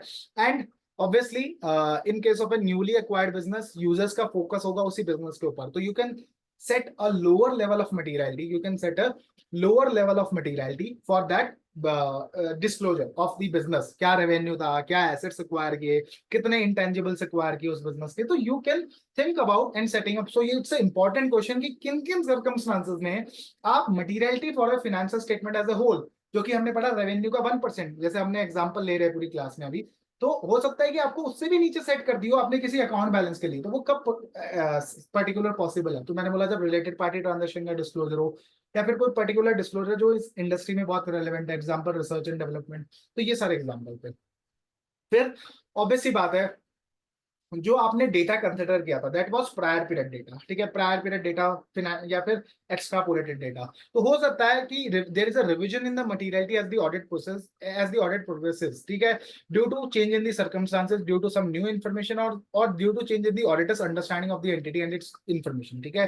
तो due to change in the circumstances that occur during the audit, ठीक है, for example a decision to dispose of a major part of the entity's business. तो अब हो सकता है कि एंटिटी अपना डिस्पोज ऑफ करने वाली है एक बहुत बड़ा पार्ट, ठीक है। तो आपको पता होगा फिनेंशियल स्टेटमेंट में डिसकंटिन्यूड ऑपरेशंस का एक सेपरेट डिस्क्लोजर जाता है, ठीक है। तो अब जब आप नॉर्मल रेवेन्यू को देखो, डिसकंटिन्यूड ऑपरेशंस का जो जाता है डिस्क्लोजर वो सेपरेट जाता है, मतलब उसका रेवेन्यू, प्रॉफिट एंड लॉस सब कुछ सेपरेट जाता है। तो जब आपका नॉर्मल डिस्क्लोजर होगा जो रेवेन्यू का, आप उसके अंदर सिर्फ कंटिन्यूड ऑपरेशंस का डिस्क्लोजर होगा। तो अगर मान लो आपने डिसाइड किया कि भाई डिसकंटिन्यूड को मुझे सेपरेटली डिस्क्लोज करना है, तो अब आपको सिर्फ जो मटेरियलिटी निकालना पड़ेगा, that will B only on the continued operations revenue. So due to result in the changes in the circumstances or due to some new information means अब पता चला यूजर का अटेंशन भाई रेवेन्यू पे नहीं है, प्रॉफिट पे है। Due to some new information और change in the auditor's understanding of the entity and its operation, तो पता चले मेरी खुद की अंडरस्टैंडिंग बदल गई। जैसे जैसे मैं ऑडिट करता गया, जैसे जैसे मैं फर्दर ऑडिट प्रोसीजर करता गया, मेरी अंडरस्टैंडिंग बदल गई कि भाई और यूजर्स का फोकस रेवेन्यू पे नहीं प्रॉफिट पे है, ठीक है। तो due to some new information, changes in the circumstances और changing in the auditor's understanding, या फिर एक्चुअल फाइनेंशियल रिजल्ट्स के बेसिस पे मैं मटेरियलिटी को चेंज कर सकता हूँ, ठीक है। लेकिन अगर मेरी मटेरियलिटी कम होती है, मटेरियलिटी अगर ज्यादा होगी तो मुझे कोई दिक्कत नहीं है, क्योंकि मैंने प्रोसीजर्स हमेशा सही परफॉर्म किए, ठीक है।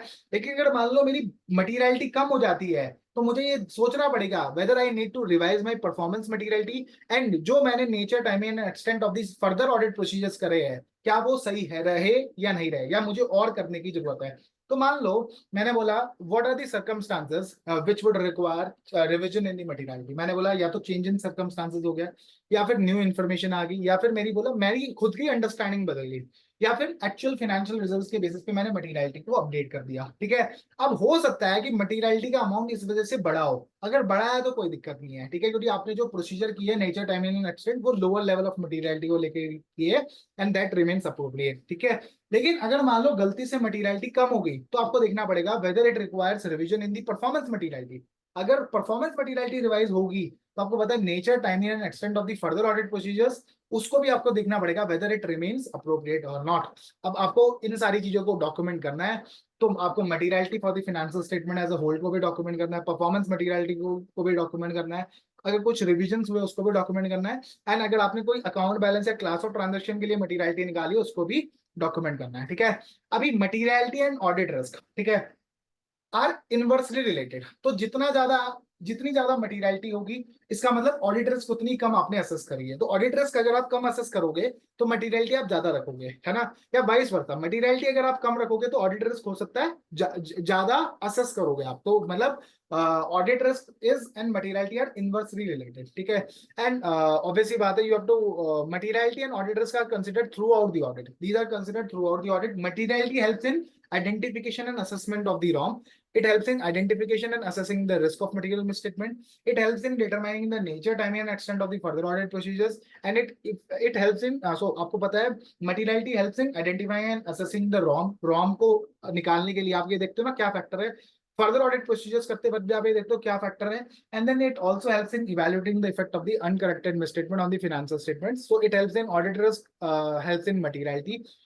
Further audit procedures are determined based on the materiality and the audit risk, and uncorrected misstatements are evaluated based on the materiality. तो ये मैंने एक summary बनाई है. तो this is a small topic, but you need to remember materiality and audit risk are inversely related. They are not directly related, but they are inversely related. Materiality अगर ज्यादा है तो audit risk कम होगा, ठीक है. Materiality अगर ज्यादा है तो ऑडिट रिस्क क्या होगा, कम होगा. तो दीज आर इनवर्सली रिलेटेड. तो ये अपन ने समझ लिया.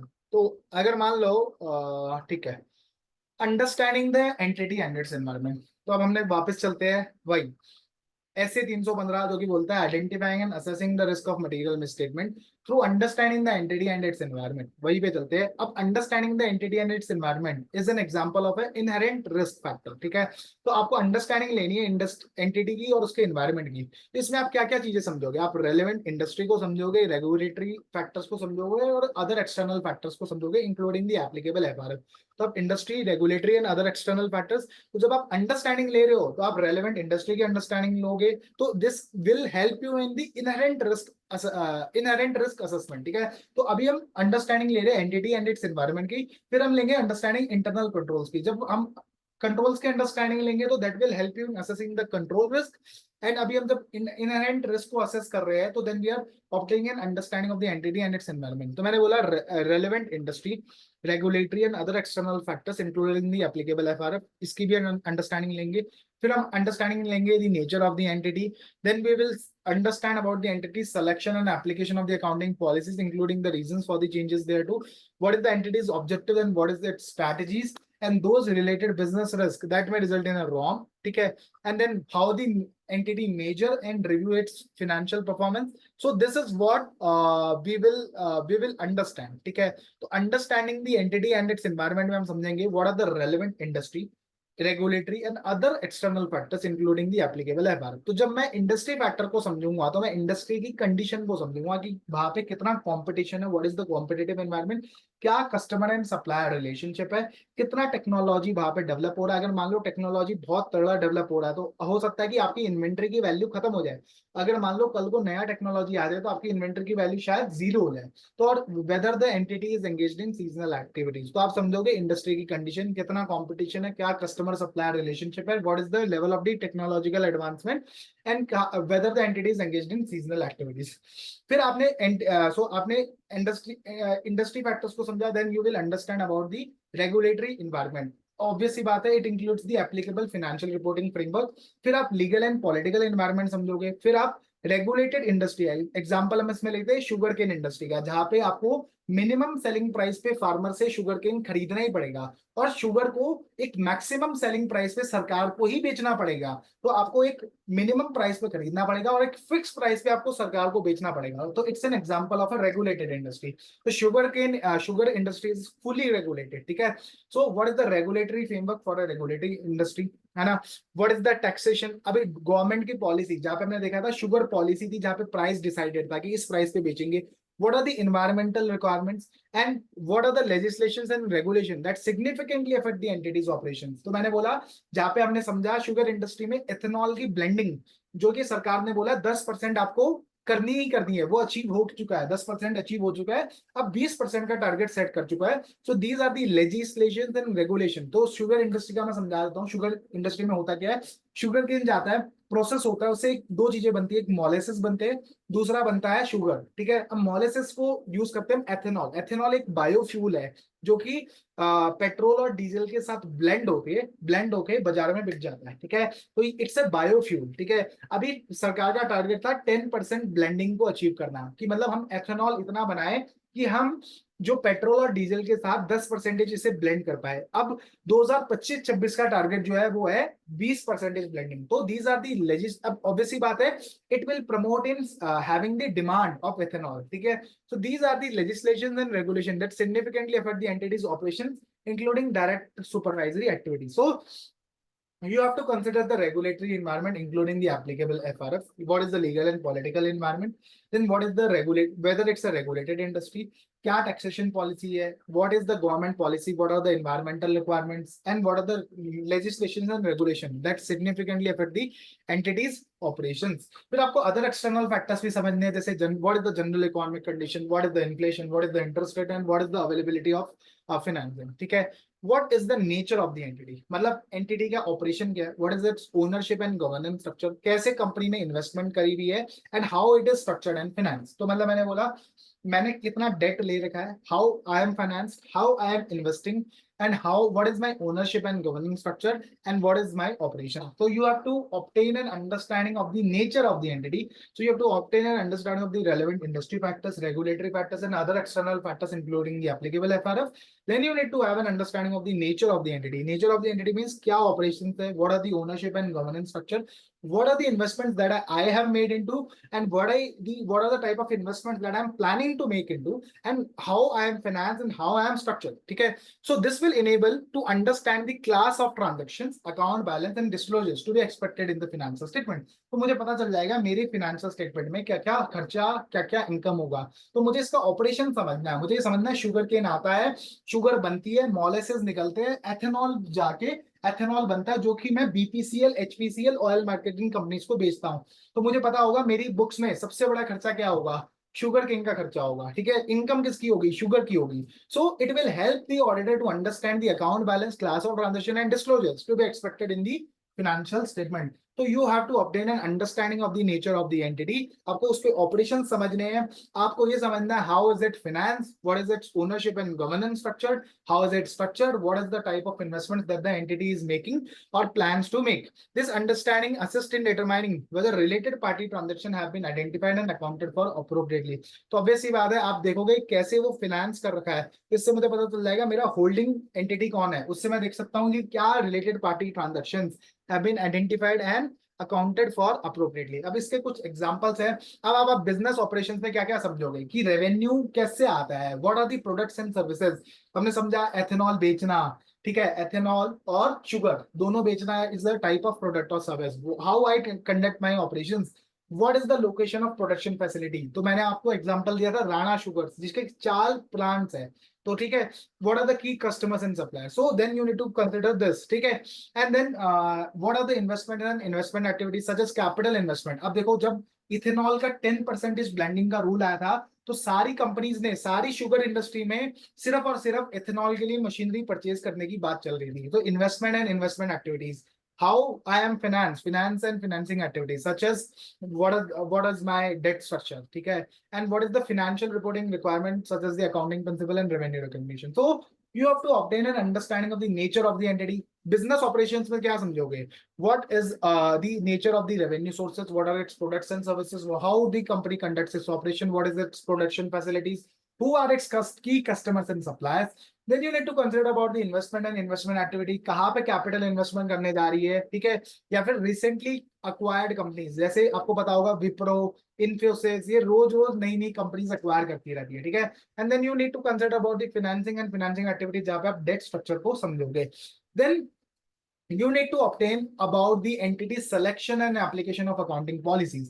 तो आप देखोगे क्या जो अकाउंटिंग पॉलिसी सेलेक्ट करी है that is in accordance with the applicable FRF, that is in accordance with the industry practice. तो मान लो मैंने एक अकाउंटिंग पॉलिसी सेलेक्ट करी है to measure inventory at LIFO method, that is not allowed as per Ind AS to.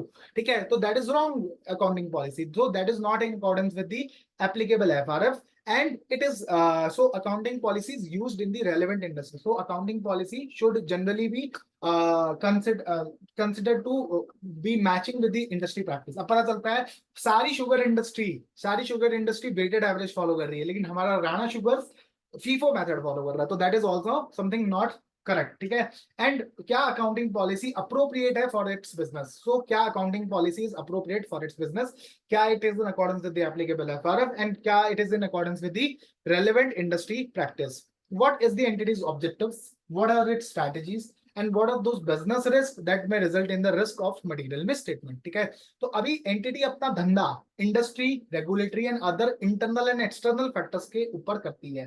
तो अभी हमने सबसे पहला पॉइंट जो पढ़ा था, तो जहां पे हमने इंडस्ट्री समझा, जहां पे हमने industry, regulatory, other external factor समझा, तो ये सारे हो गया एक्सटर्नल एनवायरमेंट। ठीक है, लेकिन फिर हमने एंटिटी के ऑपरेशन समझे, उसको इन्वेस्टिंग एक्टिविटीज, उसकी फाइनेंसिंग एक्टिविटीज को समझा, तो ये हो गया internal environment. Accounting policies is also internal environment. So the entity conducts its business in the context of the industry, regulatory, other external and internal factors. ठीक है, अभी इन फैक्टर्स को अगर आपको रिस्पॉन्ड करना है, to respond to these factors, the entity management defines objectives which are the overall plans for the entity. ठीक है, अभी एंटिटी इनको एड्रेस करने के लिए ऑब्जेक्टिव सेट करती है। Strategies are the approaches to achieve the objective. ठीक है, these are the approaches by which the management intends to achieve the objective. तो objective को कैसे achieve करना है, that is set by the strategies. ठीक है, the entities objectives and strategies may change over time. हो सकता है कि ये change हो रही हो। अब business risk is broader than the risk of material misstatement of the financial statement. तो example क्या था कि नई टेक्नोलॉजी आ जाएगी, ठीक है, that is also an example of business risk. मेरा नई टेक्नोलॉजी आने के बाद रेवेन्यू खत्म हो जाएगा, that is also an example of business risk. So business risk is always broader than the ROM of the financial statement. So business risk is a wider term and ROM of the financial statement is a it's a smaller term. But business risk do include the risk arising out of the financial statement. Business risk may arise from change or complexity. हो सकता है कि due to some changes or complexity there is a emergent, or you can say there is a new business risk that has evolved. The auditor does not have the responsibility to identify all business risk, but उसको वो करनी है that give rise to the risk of material misstatement. तो उसको वो business risk जरूर समझनी है, ठीक है, but he needs to have an understanding of all those business risks which give rise to the material misstatement. उसको सारी business risk को नहीं समझना, but उनको वो समझना है that give rise to the risk of material misstatement. उसके कुछ एग्जांपल्स दे रखे हैं, जैसे मान लो कुछ इंडस्ट्री डेवलपमेंट हो गया, ठीक है, कुछ इंडस्ट्री डेवलपमेंट हो गया. मान लो कि भाई इस इंडस्ट्री में अब लोग ही नहीं है, कॉम्पिटेंट लोग ही नहीं है जो कि आपके प्रोडक्ट को मार्केटिंग कर पाए, जो कि आपके लोग ही नहीं है आपके पास जो इस इंडस्ट्री का प्रोडक्ट बना पाए. So there is some industry development where is a potential business risk. For example, that the entity does not have the personal or expertise to deal with the changes in the industry. So this is a business risk. ठीक है, तो अभी कुछ change हुआ है industry में, but you don't have people to deal with this change. तो हो सकता है कि जो आपकी बड़ी बड़ी इन्वेंट्री है वो खराब हो जाए, ठीक है, you don't have the sales and marketing people who will able to sell it. तो there is a impact that your inventory value might get diminished. ठीक है, so there are some new products and services. Market में नया product आ गया तो आपका पुराना product खत्म हो जाएगा, ठीक है. a potential related business risk that there is a increased product liability. जो अब इन्वेंटरी की वैल्यू 100 करोड़ थी, शायद वो 50 करोड़ रह जाए क्योंकि नया प्रोडक्ट या नई सर्विस आ गई है, या फिर आपने बिजनेस को एक्सपैंड कर दिया बिना ये एस्टिमेट किए कि क्या सही में डिमांड थी. आपने बिजनेस को एक्सपैंड कर दिया, आपने 100 टन की जगह 200 टन का सामान बना दिया, लेकिन मार्केट में डिमांड ही सिर्फ 100 टन है, तो आपकी जो 100 टन की इन्वेंटरी की वैल्यू है शायद वो वैल्यू कम होती जाएगी. सो एक्सपेंशन ऑफ द बिजनेस. तो मैंने बोला you have to understand the entity's objectives and strategies and those related businesses. सिर्फ आपको वो business risk समझनी है that may result in a risk of material misstatement. तो अभी आपको objective समझना, what is the strategies and those related business risk that may result in a risk of material misstatement. तो अभी मैंने बोला आपका जो बिजनेस होता है that is conducted in the internal as well as external environment. Internal में हो गया जो इंटरनल फैक्टर्स जो हमने पढ़ा ऊपर, the operations of the company, entity's operations, how is it finance, what is the debt structure, what is the investment plans. तो these are some internal factors. Then external factors, industry factors and regulatory factors. अब इनको address to respond to these factors the entity's management defines objectives. Objectives company बनाती है, ठीक है. To respond to this factors the entity's management defines objective which are the overall plans for the entity. अभी strategies बनाती है to achieve these objectives, ठीक है. Strategies and objectives may change over time. Business risk is a word broader then the ROM of the financial statement and it includes the ROM of the financial statement. We are focused only on those ROMs, only on those business risks which affect the risk of material misstatement of the financial statement. Example हमने दिया, industry develop हो गई, ठीक है, या फिर new products and services आ गए, या फिर मैंने बोला एक्सपेंशन ऑफ द बिजनेस हो गया, शायद इतना एक्सपेंशन कर दिया कि जितनी शायद कभी डिमांड थी नहीं. अब potential related business risk, for example that the demand has not been accurately estimated. अभी देखो, you have to get an understanding of the measurement and review of the entity's financial performance. आपको ये देखना पड़ेगा market entity की performance को कैसे देखता है, क्या वो रेवेन्यू पे दिखता है, क्या वो एबिटा पे दिखता है, क्या वो नेट प्रॉफिट पे दिखता है, ठीक है. So what are the performance measures whether external और internal which creates pressure on the entity. तो एक्सटर्नल मींस कंपनी का सीएफओ बाजार में जाके बोल के आता है कि भाई मैं 3000 करोड़ का रेवेन्यू अचीव करूंगा इस साल में. तो this is some external factor which will create pressure on the entity. या फिर इंटरनल फैक्टर, अभी सीईओ को अगर बोनस चाहिए ज्यादा तो मैनेजिंग डायरेक्टर ने बोला है भाई साहब तुझे 400 टन सामान बना के दिखाना पड़ेगा और बेचना पड़ेगा. तो this is something internal pressure on the CEO, ठीक है. तो दिस प्रेशर इन टर्म में मोटिवेट मैनेजमेंट, या तो वो मैनेजमेंट को अच्छे तरीके से मोटिवेट करेगा कि वो अच्छा काम करे, वो एक्चुअल में इंप्रूव करे बिजनेस को, या फिर वो फ्रॉडुलेंट फाइनेंशियल रिपोर्टिंग में इन्वॉल्व हो जाएगा, वो फर्जी सेल दिखाएगा, वो फर्जी एंट्रिया डालेगा. तो अभी प्रेशर से या तो बंदा निखर जाएगा या बिखर जाएगा. तो अभी वो मोटिवेट करेगा मैनेजमेंट को कि या तो वो इंप्रूव करे बिजनेस परफॉर्मेंस को या फिर मिसस्टेट कर दे फाइनेंशियल स्टेटमेंट को. Accordingly N understanding of the entities performance measures assist the auditor in considering whether pressures to achieve performance target may result in increased ROM in the financial statement. तो अभी देखो, इसको आपको समझने के लिए आपको क्या समझना पड़ेगा? What are the key performance indicator? Revenue है, EBITDA है, क्या की रेशियोज है, what are the trends and the operating statistics, ठीक है? What are the period on period financial performance analysis. अभी मार्केट में जाके मेरा सीईओ बोल के आया हम 15% से ग्रो करेंगे, इंडस्ट्री 10% से ग्रो करेगी लेकिन हम 15 से करेंगे, ठीक है? तो what is the impact on the period on period financial performance? तो आप क्या 15% क्या सही में अचीव कर पाए या नहीं कर पाए?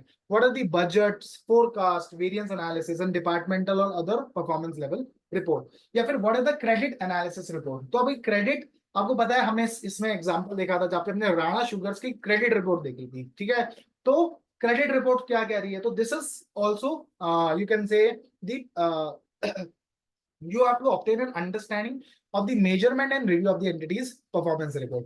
अब आपकी क्या examples for measuring and reviewing financial performance which may be used by an auditor में include, या तो आप KPIs देखो, या पीरियड ऑन पीरियड परफॉर्मेंस को देखो, या फिर आप देखो बजट्स, क्या फोकस है मैनेजमेंट का, ठीक है? फोरकास्ट को देखो, वेरिएंस एनालिसिस को देखो, क्या क्रेडिट रेटिंग एजेंसी में लिखा हुआ है। तो इससे आपको पता चलेगा the measurement and review of the entity's financial performance. तो this is what we have learned as of now. तो अभी आप चलते रिवाइज करते हैं फटाफट। You have to obtain an understanding of the relevant industry, regulatory and other external factors including the applicable IFRS. You have to obtain an understanding of the nature of the entity including its operation, its governance structure, its investment plans and how it is financed, ठीक है? अभी चलते हैं फिर you have to evaluate the selection and application of the accounting policies including the reasons for the changes thereto. What are the entity's objective strategies and those business risks that results into risk of material misstatement? Examples are new products and services, industry developments, new products and developments, and new products and services, industry developments, expansion of business without even considering that the demand of the project is not there. If demand of the product is not there. Measurement and review of the entity's financial performance. So आपको ये समझना है what are the performance measures that create pressures on the entity, that may pressure may create management to either actually improve the performance or that may result into misstating the financial statement and therefore increase in the ROM, है ना? अभी example आप कैसे निकाल सकते हो? What are the performance measures? तो you can see about the KPIs, what are the budgets, what are the forecasts, what are the period on period, so how the company is performing, ठीक है? Examples for measuring and reviewing financial performance which may be used by an auditor may include KPIs, what are the KPIs, what are the financial performance on a period on period basis, what are the budgets, what are the forecasts, what are the credit rating agency reporting, ठीक है? तो ये अभी हमने समझ लिया है। तो let's have a break for 2 minutes and then we can join again. So, करके 2 मिनट का ब्रेक ले लिया होगा, मुझे पता है ये बहुत बड़ा चैप्टर है भाई साहब, बहुत बड़ा चैप्टर, लेकिन चलो अभी चलते हैं अपन वापस वापस वहीं पे कि why understanding of the entity and its environment is significant. तो मैंने बोला ये आपको प्लानिंग में हेल्प करता है। It helps in the development of an overall audit plan, that is help in determining the nature, timing and extent of the risk assessment procedure, determining the nature, timing and extent of the further audit procedure, ठीक है? And without adequate knowledge of the client's business, a proper audit is not possible. तो मैंने बोला understanding of the entity and its environment helps you in planning the audit, ठीक है? It helps you in the development of an overall audit plan, and without the knowledge of the client's business, a proper audit is not possible. क्या understanding एक one time process है या फिर it's a continuous process? तो जवाब है कि जैसे प्लानिंग कॉन्टिन्यूस प्रोसेस है, वैसे understanding obtaining the understanding of the entity and its environment is a continuous dynamic process of gathering, updating and analyze information obtained throughout the audit. So it's a understanding the entity and its environment. It's a continuous dynamic process of gathering, updating and analyzing information throughout the audit, है ना? अब understanding आपको इसलिए जरूरी है ताकि आप risk को असेस कर पाओ, ठीक है? So it helps you in assess, it acts as a frame of reference within which the auditor plans the audit. So हमने पढ़ा what is the benefit of understanding the entities. It helps you in basically planning the audit, and it also helps in the development of an overall audit plan. And without the understanding of the client's business, proper audit is not possible. That is what we have learned, correct? Then it's a continuous process. It's a process by which you continuously obtain the understanding. It's a continuous dynamic process of gathering, analyzing and updating the information throughout the audit. Then understanding establishes a frame of reference. It acts as a frame of reference within which the auditor plans the audit and exercises professional judgment throughout the audit. ठीक है, so it helps in, so understanding of the entity helps in assessing the risk of material misstatement. It also helps in determining the materiality. इससे आपको ये पता चल जाता है कि what are the key performance measures of an entity, revenue है या फिर EBITDA है क्या, what is the key performance measure of an entity. So it helps you in determining materiality in accordance with SA 320.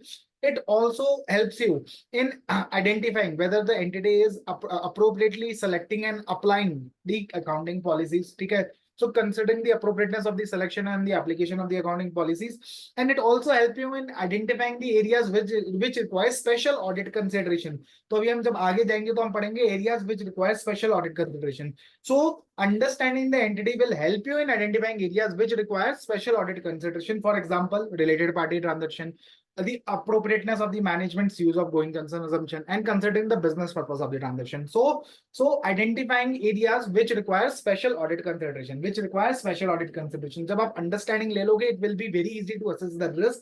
It will be very easy to determine the materiality. You can consider the appropriateness of the selection and the application of the accounting policies, and you then identify the areas which require special audit consideration. And obviously अब आपने जब understanding ली तो आपने entity के operations को समझा, आपने ये समझा कि क्या बिजनेस ऑपरेशन है, what is the revenue stream, what is the products और सर्विसेज. ठीक है, आपने ये समझा क्या इनपुट है क्या आउटपुट बनता है. ठीक है, तो आप इसके बेसिस पे एनालिटिकल प्रोसीजर्स परफॉर्म कर सकते हो. सो you can develop an expectation for use when performing analytical procedures either as a risk assessment procedure or as a substantive analytical procedure. तो मैंने बोला it helps you in assessing the ROM, determining the materiality, considering the selection and appropriateness and the application of the accounting policies, and then identifying the areas which require special audit consideration, developing expectation for use when performing analytical procedures. And it also helps you in evaluating the sufficiency and appropriateness कि भाई क्या management आपने understanding में क्या क्या किया,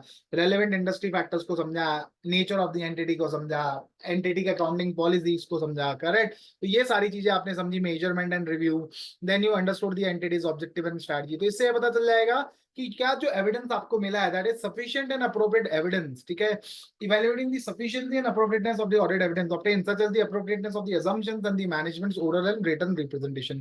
तो जो आपको एविडेंस मिला है क्या वो सही मिला है या नहीं मिला है, तो अंडरस्टैंडिंग से आपको पता चल जाएगा मैनेजमेंट अच्छा है, मैनेजमेंट में कोई दिक्कत नहीं है, ये सारी चीजें आपको समझ लेगी. तो it helps in assessing the ROM, determining the materiality, then considering the appropriateness of the selection and the application of the accounting policies, identifying the areas which require special audit consideration, developing expectations for use when performing analytical procedures, and then evaluating the sufficiency and appropriateness of the audit evidence. ठीक है, अब चलते हैं internal control. Internal control क्या होती है, एक ये पार्ट ऑफ द प्रोसेस होता है. ठीक है, दीज आर द प्रोसेसेस.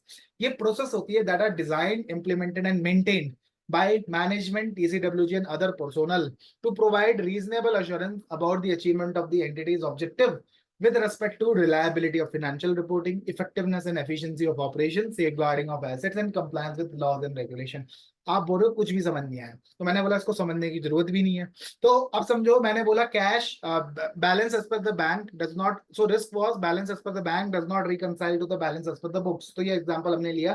पर अब इसके लिए रिकंसिलिएशन के लिए मैनेजमेंट क्या प्रोसेस यूज करती है, वो सबसे पहले बैंक स्टेटमेंट डाउनलोड करती है, फिर वो कस्टमर एडवाइस मंगवाती है, कस्टमर एडवाइस से जो बैंक रिसिप्ट हुई है उन दोनों को मैच करती है और एंट्री को पोस्ट करती है.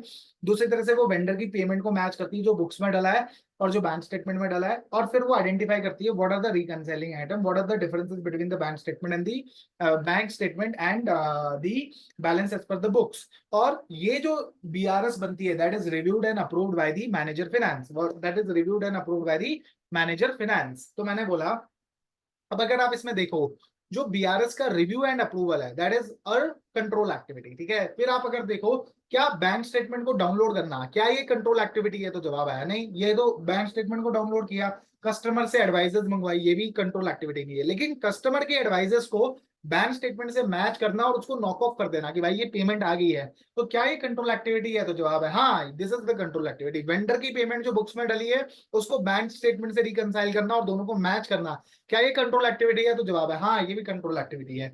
और बीआरएस को बनाना is also a control activity. तो मैंने बोला these are the processes means what are the procedures followed by an entity to reconcile. For example in our case balance as per the books to the balance as per the banks, ठीक है। तो मैंने बोला these are the processes design implemented and maintained by the management DCWG और other personnel, ठीक है, to provide reasonable assurance about the achievement of the entity's with respect to. अब देखो बैंक का बैलेंस बुक से मैच करता है तो इससे क्या होगा, reliability of the financial reporting, ठीक है।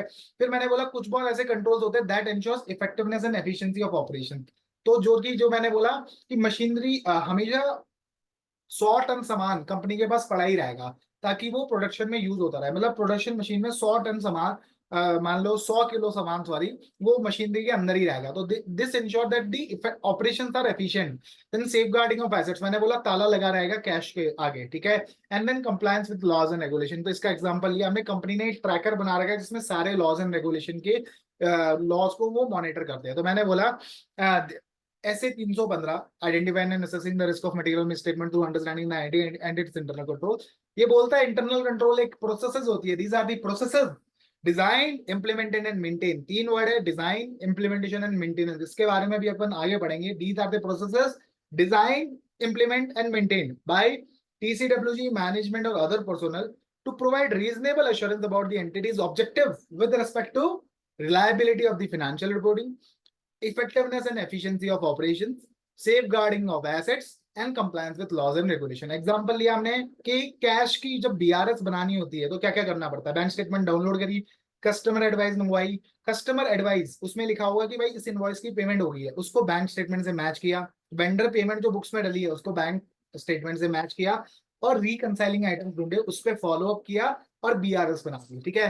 अभी BRS का रिव्यू करता है मैनेजर फाइनेंस, तो this is a control.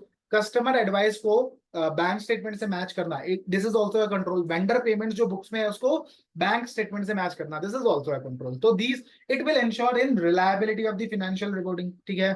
It will ensure in so अब एक कंट्रोल मान लो जहां पे ये लिखा है कि मैंने मशीनरी के अंदर हमेशा 100 किलो मान लो शुगर केन रहेगा ही रहेगा, ठीक है। तो it will ensure effectiveness and efficiency of operation,